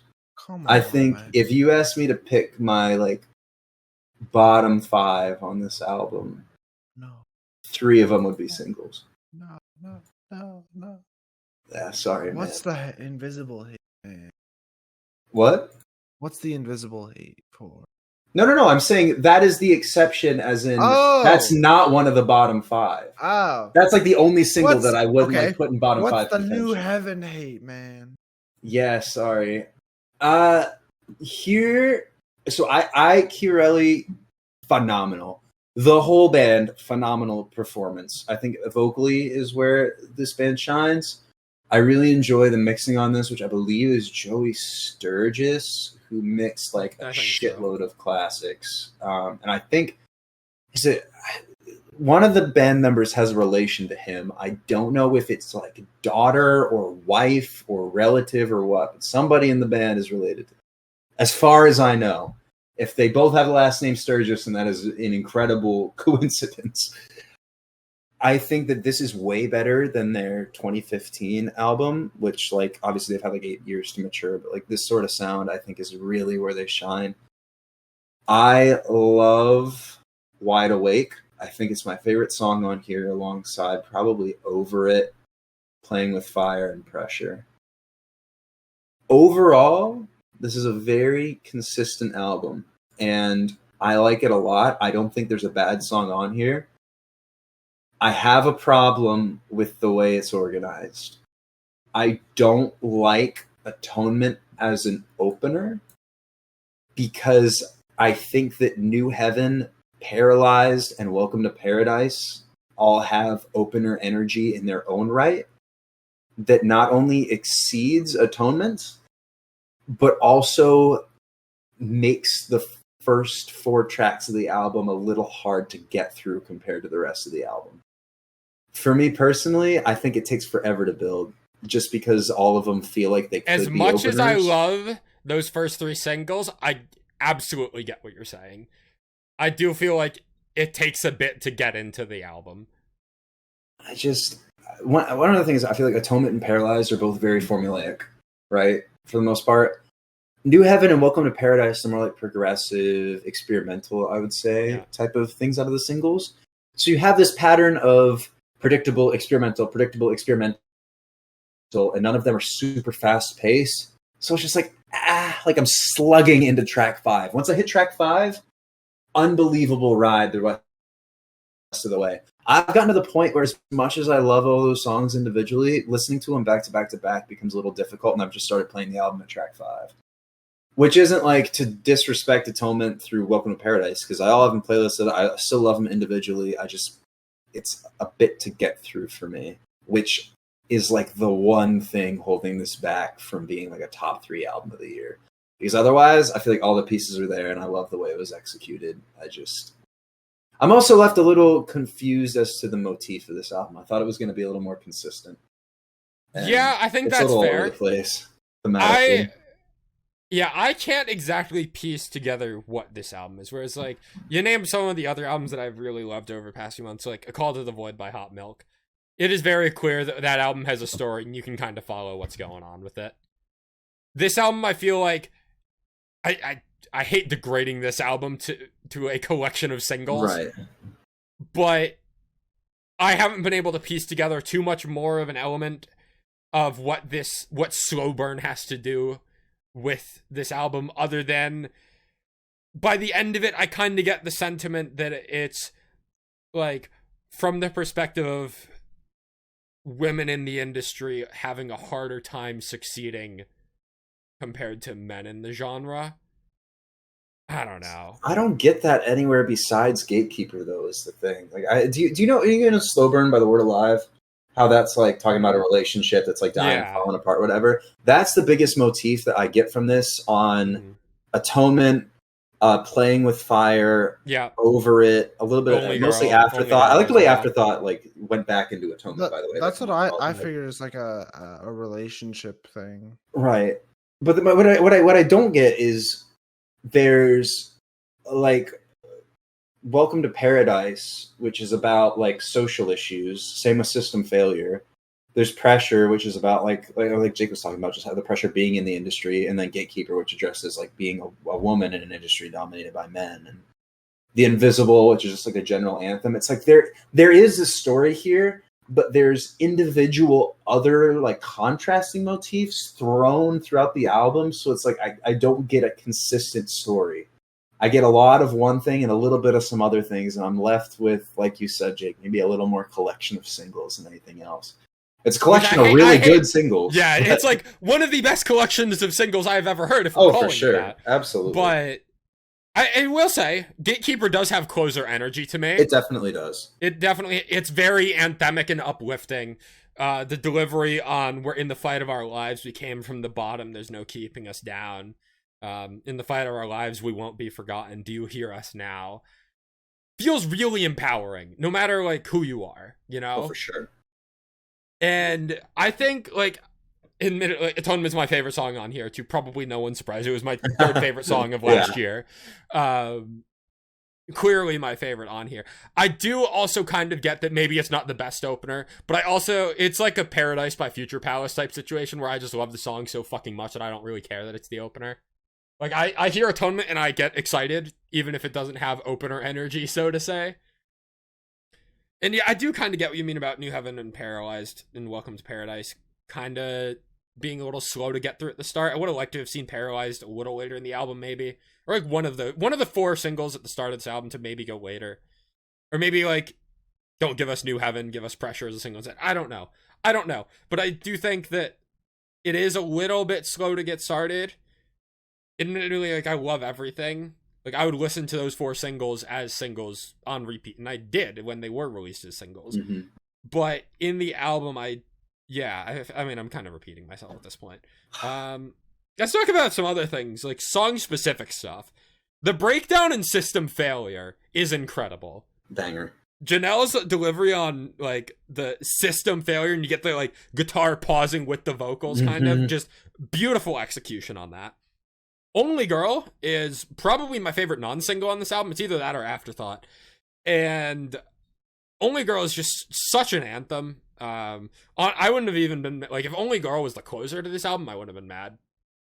I think it could have worked as a closer. The delivery on the "I miss the way we felt alive and I'd do anything to get you back" or whatever. It's just Chiarelli's vocals shine so much there. Chorus and Playing with Fire, super jumpy. Almost reminds me of Against the Current in a way. Almost. I think that's a good comparison for sure. For some of the more upbeat songs, yeah. And then other than that, Wide Awake and Pressure and Over It, I didn't spend a ton of time with, just because I was in love with the other non-singles so much. But they're all just fantastic casually drop songs. 3 of my favorites. And said, That's how it goes. I think that's constantly how it goes. It is. But yeah, no, this is a fantastic album, and I did say it was my most anticipated album of the year. I made a prediction in December last year that Conquer Divide would drop my album of the year 2023. Now, I can't say for certain that they have, but I'm also not going to definitively say that they haven't. Plausible deniability. I got you. I think I would almost say the same. Honestly, I think my most anticipated album when I said last year is probably I See Stars, which has been a miserable fucking failure of an expectations being met. But I don't know. I think this maybe it both subverted and exceeded my expectations in different ways. And I'm very happy with it overall. I have every song saved, so I can't complain. Yep.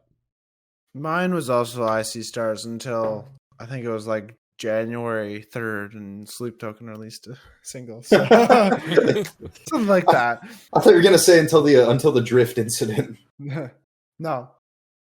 I think we're going to move on. Justin, I was going to say, any final thoughts, or are we, is it Dark Divine time? I'm good to move on. Yep. Dark Divine have dropped their debut album, Deadly Fun.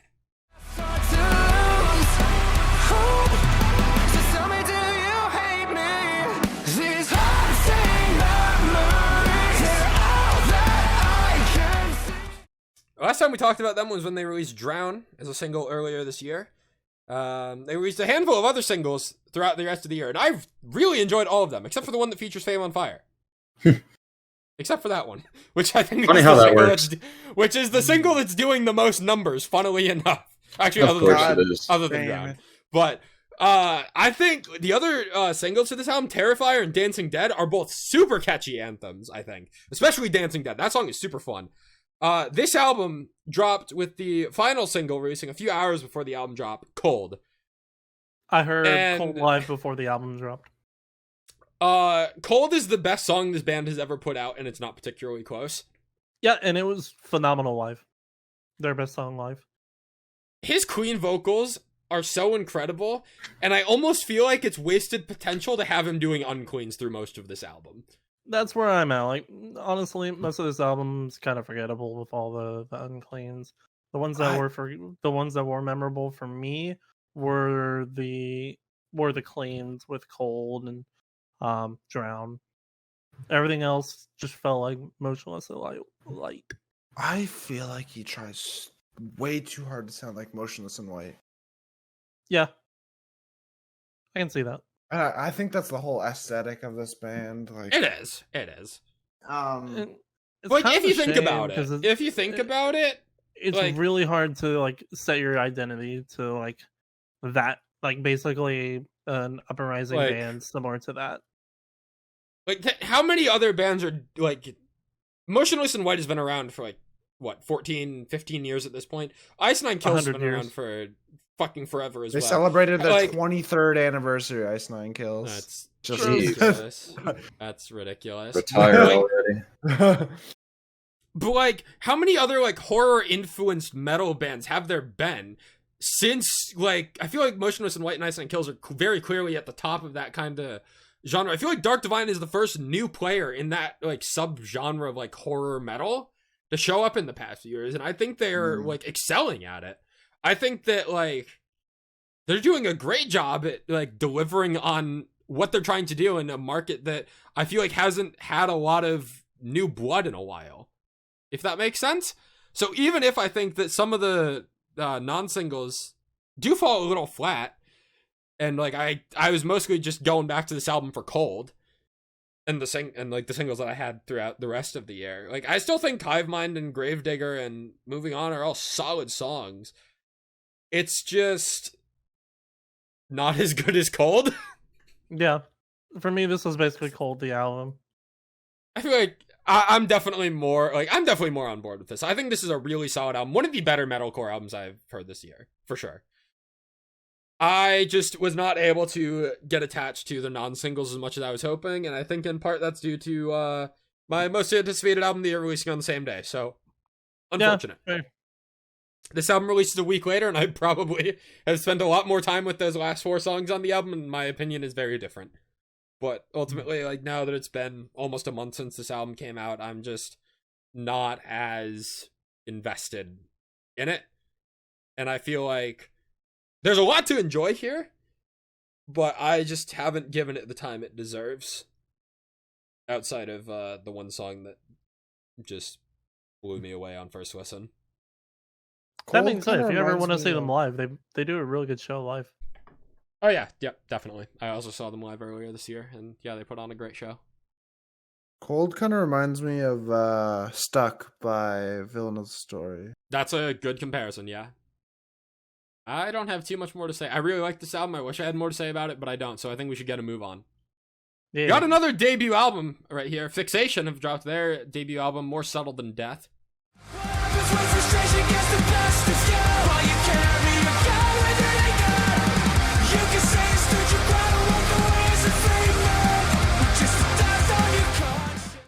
This is a little band out of Norway, if I'm not mistaken. Norway or Finland, something like that. Scandinavia, yeah. I think this band is doing something pretty interesting. They have a fairly unique sound in post-hardcore. Their songs do run very long. That is probably the biggest drawback that I have with this band. That a lot of their songs run really long, and I'm not able to get through them all. Like, by the time I'm at the 3-minute mark, I've kind of had my fix on Fixation, so to say. But I think there is a lot to enjoy here. My favorite song on here, More Alive, we talked about it as a single way back, like last year, maybe in 2021, I don't remember exactly. But I think More Alive is still fantastic. Stay Awake and Ignore the Disarray are also fantastic songs. Claustrophobic and Flat Earth are both solid as well. Like, there's a lot to like here. It just feels really long. Yeah, it's a lot. And the 2 or 3 new songs that came with the release of this album didn't do too much to blow me away either. So I am left wanting more. As much as, like, this was kind of a drag of an album to get to, I also maybe would have appreciated having another, like, 2 songs added onto this. If you like longer post-hardcore songs with some, like, modern topics, like, they touch on climate change, they touch on, I feel like, a little bit of imposter syndrome and, like, the negativity in the world that, like, spirals out of control in a way. If that interests you, Fixation is a band that should be on your radar. But it definitely feels like a bit of an acquired taste. And that's kind of where I'm sitting with the album. Yeah, I can agree with that. I didn't know this dropped, so I only listened to, like, what singles are released and, like, half of the first part of the album. I think we should move on then, because we still got quite a few albums to talk about. This next one is an interesting one. A band that I was not particularly interested in up until I saw her live performance earlier this year. K.Flay has dropped her new album, Mono. Nobody knows how to punish me like me.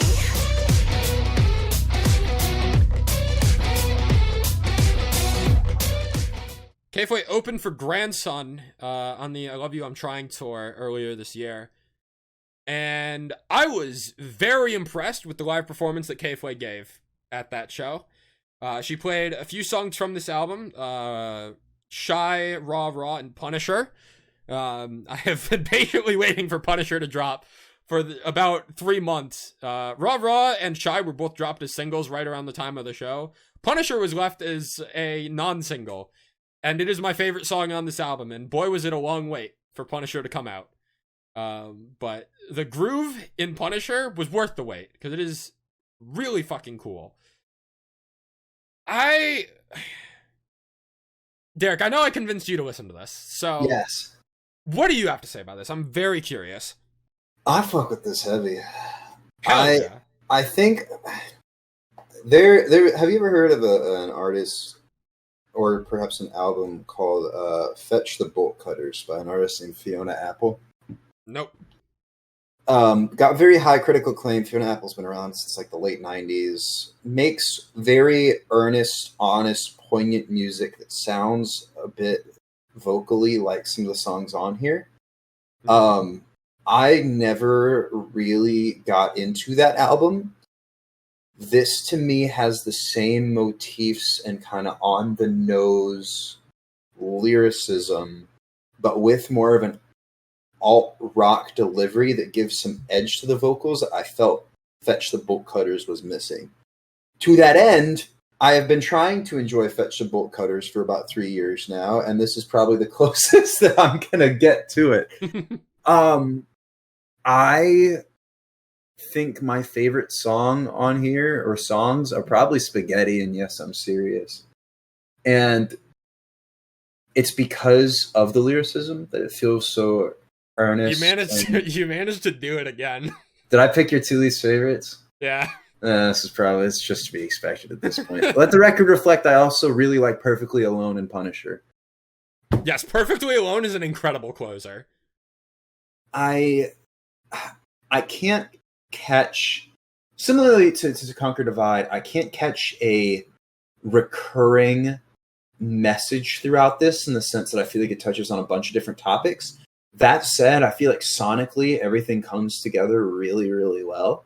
Yeah. And especially Are You Serious and Aurora, I think it's a good like opener to it, and then having Are You Serious? I think just it sets the tone for what this album is about. Oh, absolutely. And to answer it, and yes, I'm serious.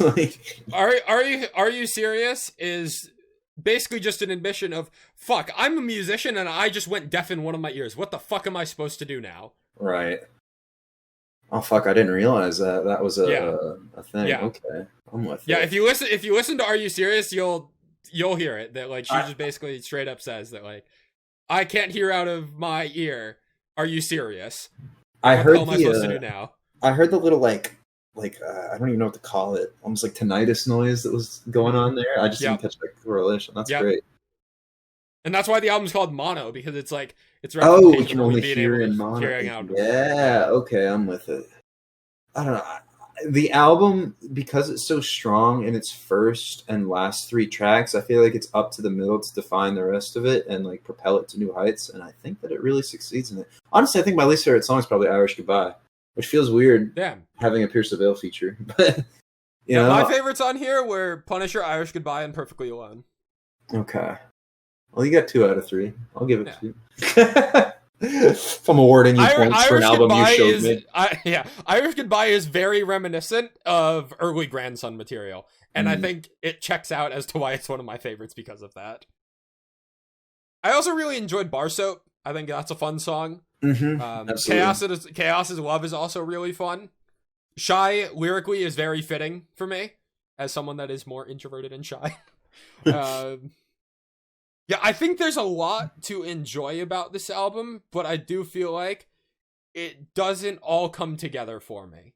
I think thematically it's all there, sonically it's not. And I think that's kind of what I expected going into this album. I didn't expect the fact that I was 4 songs into this album and I'm like, does this have like Dark Horse top 10 potential? And then it immediately like went away 3 songs later.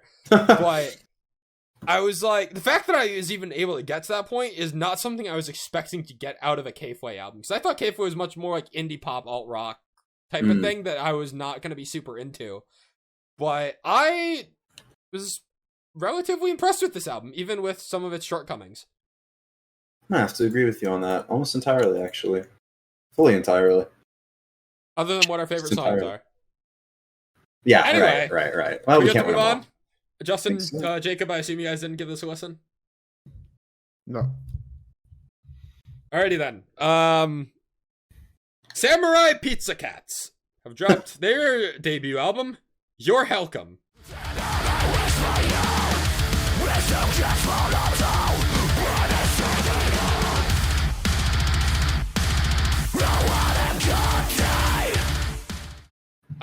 So this is for fans of Electric Callboy who like metalcore and are not as into the electronic side of Electric Callboy. If I'm not mistaken, I believe the guitar player of Electric Callboy is actually the guitarist of this band, so there is a connection between the two. Makes sense. And that also makes sense why Nico features on Pizza Homicide, which, if you haven't seen the music video for that song, by the way, one of the funniest fucking music videos you'll ever see. It's an amazing music video. The main reason I'm here to talk about this album is just for a couple of singles. As an album, I think it's just a very hit or miss metalcore album. There are some songs on here that I think are incredible. Most notably, Freak Show, featuring Maria of Future Palace. Take a guess at why I love that song. I also think Have a Good Day, featuring Emmy of Red Hook, is also really solid. Outcast, solid metalcore song. But then there's other songs on here, like, particularly towards the end of the album, where you get a lot of features. Alpha, Welcome to the Fight Club, and Your Hellcome are all brutally heavy songs that I just cannot get into. Those songs are too heavy for me.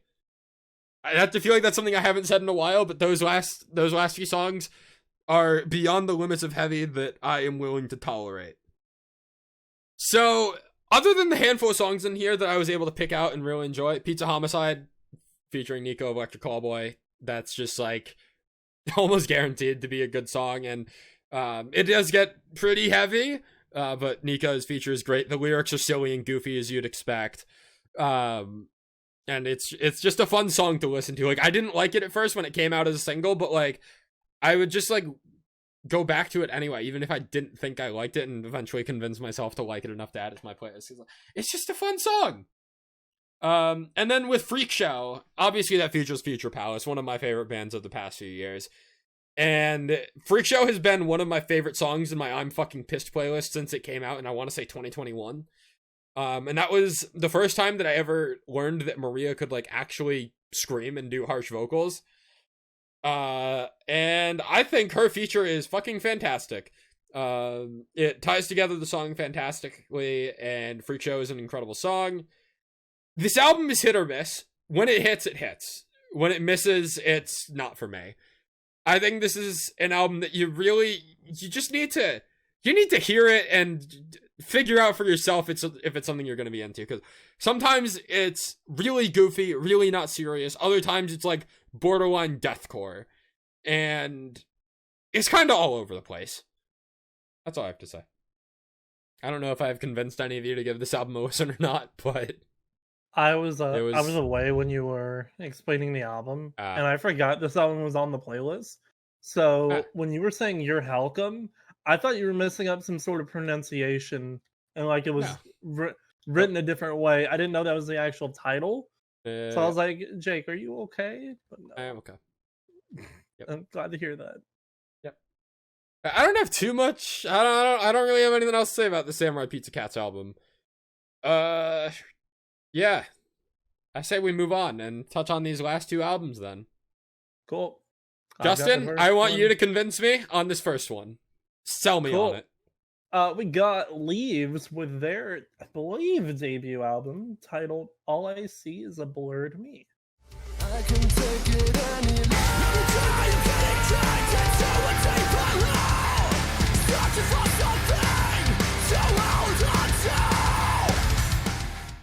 Instrumentally, Leaves has done some of their best work in this album. I think their guitars, drum work, it's all got an element of really, really clean, kind of dark, atmospheric, heavy that they're known for, especially with their songs from like Erase the Pain, Consumed, all those songs. Phenomenal work. I would say they do a really good job with this album as a whole. We got the title track, which has a really nice blend of the cleans, uncleans mixed in with the really high energy vocals. Cold is much heavier. That's just because of the Avalanche Effects feature, I believe. Just because Avalanche Effects is a heavier band.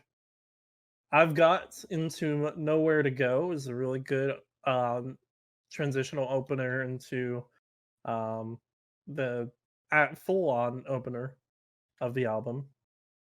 I would say, all in all, it's really, really good jumping off point if you want to give this band a chance. If you listen to Erase the Pain or Consumed when we talked about them previously, and really I enjoyed very, their song- very, very vaguely remember those singles. Which one was the other one that we talked about? I don't remember. We talked about. I did also listen to the title track because it got a music video. So I was kind of using that to test the waters on like how much I would like this album. I got vibes of Armirage from this. I don't know if you would agree with that, or if it's just that one song. No, I was actually about to mention that. No, you're Okay. full on right. I think this has very elements to like a good blend of the first and second albums from Armirage, where it's got a very familiar vocal tone to it. I think Timo did some producing work for this album. Don't quote me on that though. But I remember him tweeting about the album at one point or retweeting something. So I think he's done some work on this. But all in all, this album's really good to listen to. Admittedly, it's not too much to go back to as a full-on album because I think a lot of it does sound pretty similar. It's a problem that we're gonna have with this and the next album that's coming up here, where I feel like the individuality of these songs doesn't have a lot of staying power to where you want to go back to them within the context of the album. I think unless a song really stuck out to you, I think it's gonna be really hard to kind of go back to it as a singular single on its own. But this sound in general, like if it really hits your core, like I definitely recommend this band. This band's got really good talent. They're sitting only at 1.6 thousand monthly listeners. I think that alone, that's a very low number and deserves to be higher from the sneak peek that I have heard of this album. Oh yeah, no. From the very little I've heard of this album, this band should be at least like 20,000-30,000, I feel like. Mm-hmm. I think at least they should break 10K with this because they've got clear talent. And they're gonna be an interesting band to see develop because like they have, from like the very little that I've heard, like they have their roots in post-hardcore, and I think that like if you can land and nail the basics of post-hardcore, you can succeed. This is all self-produced too. There's no label attached to it or anything, so it's crazy how much the production on the like 2 songs that I've heard were solid. So yeah, unless anyone else has gotten to it, we'll move on to the final album of the night. All right, with that, we've got Red with their album Rated R. For the seeds to burn with the blue day of ice mask. Say what you will, anything for a kill, right it down to you in the crowd. Say what you will, anything for the thrill of a kill. Rated R for Red. Funnily enough, with this album coming up, I don't think they played a lot of this album. They played Surrogates. I think they just played all the singles, plus minus it all. What album number is this for them? Is this like 8 or 9? Oh, what's 6? No, it's more than 6. Minus Beauty and the Rage was unplugs 5. and the anniversary ones. I remember a Beauty and Rage being 5, so there's definitely more than that. 2, 3, 4, 5. This is 8. Yeah, it is 8. Okay. Yeah. I picked up a copy of Gone when I was at the live show. But the songs I played from this album live sounded really good. I think it was Surrogates minus it all. I think it was just the singles that they played. I really liked this album. I liked it more than Declaration. This is still self-produced, right? It's all them. Yeah, it's self-produced. It's not Kickstarter like the last one was. This is all in-house. It's cool. Some of my favorites from this album were Still Bleeding, Emergency, Minus It All. Those are the ones I have saved, and I think otherwise I liked Tell Me How to Say Goodbye because it felt different enough to where it was like a good kind of break in between a lot of similar sounding music. Still Bleeding has a really good vibe to it. I think very similar to like a Gone or like a Already Over from their previous work. I listened to this album once.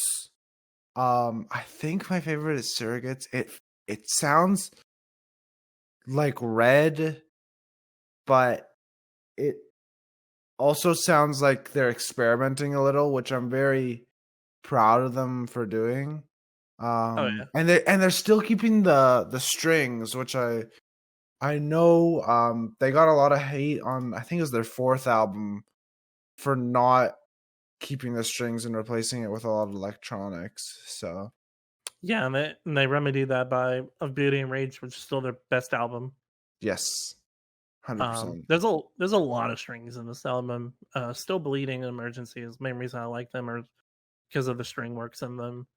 I love the chorus in Still Bleeding. I want to say that's my favorite of the tracks on this album, but it's a very familiar sound.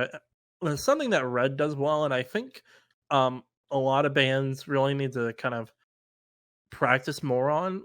Like they live and studio, they sound one and the same. When I saw them live, I couldn't. It was hard for me to tell what I was listening to was actually live. It felt like I was playing it off of Spotify. That's how good their sound was. I haven't seen them in a long ass time. They don't come to Canada, so I've only seen them in the States.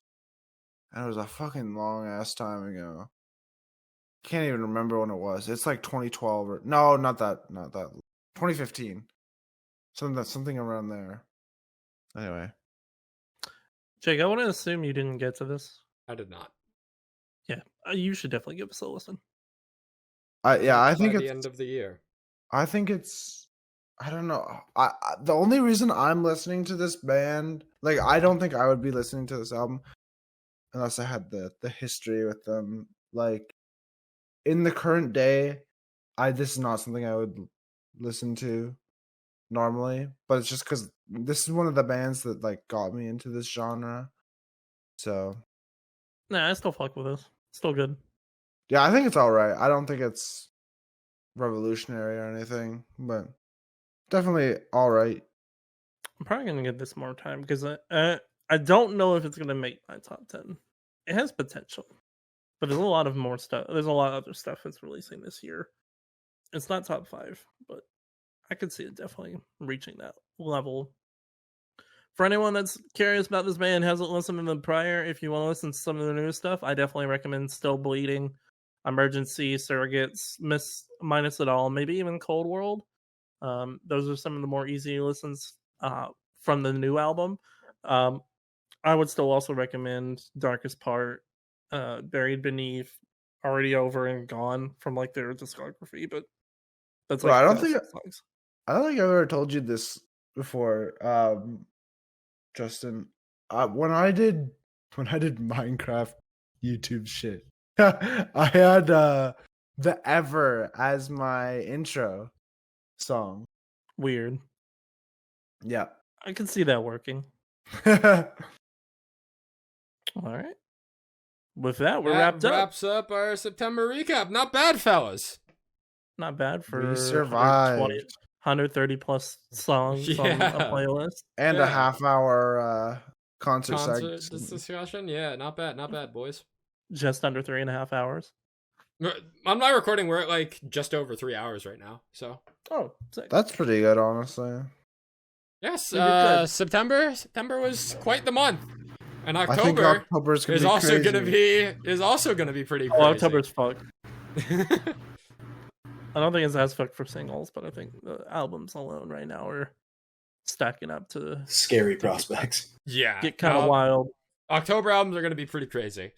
Yeah, with that being said, make sure to follow us on social media so you can keep up with our next recaps and future After Hours episodes. We have some stuff in the works that we are trying to get scheduled and planned. End of year is also fast approaching, so end of year award season is coming up. Definitely want to stay tuned for those because we are going to be bringing that back. And yeah, I think that's just about it. We'll see you in our next episode, which is potentially our October recap, or potentially we got another After Hours episode cooking. Be sure to check out the episode we did with Torrential Rain that came out about a week ago as of recording this episode tonight. That After Hours episode was fun. Unfortunately, Jacob couldn't be there, but it's definitely worth a listen. Don't rub it in. And with that, we'll see you next time. Have a good one, guys. Bye. See ya.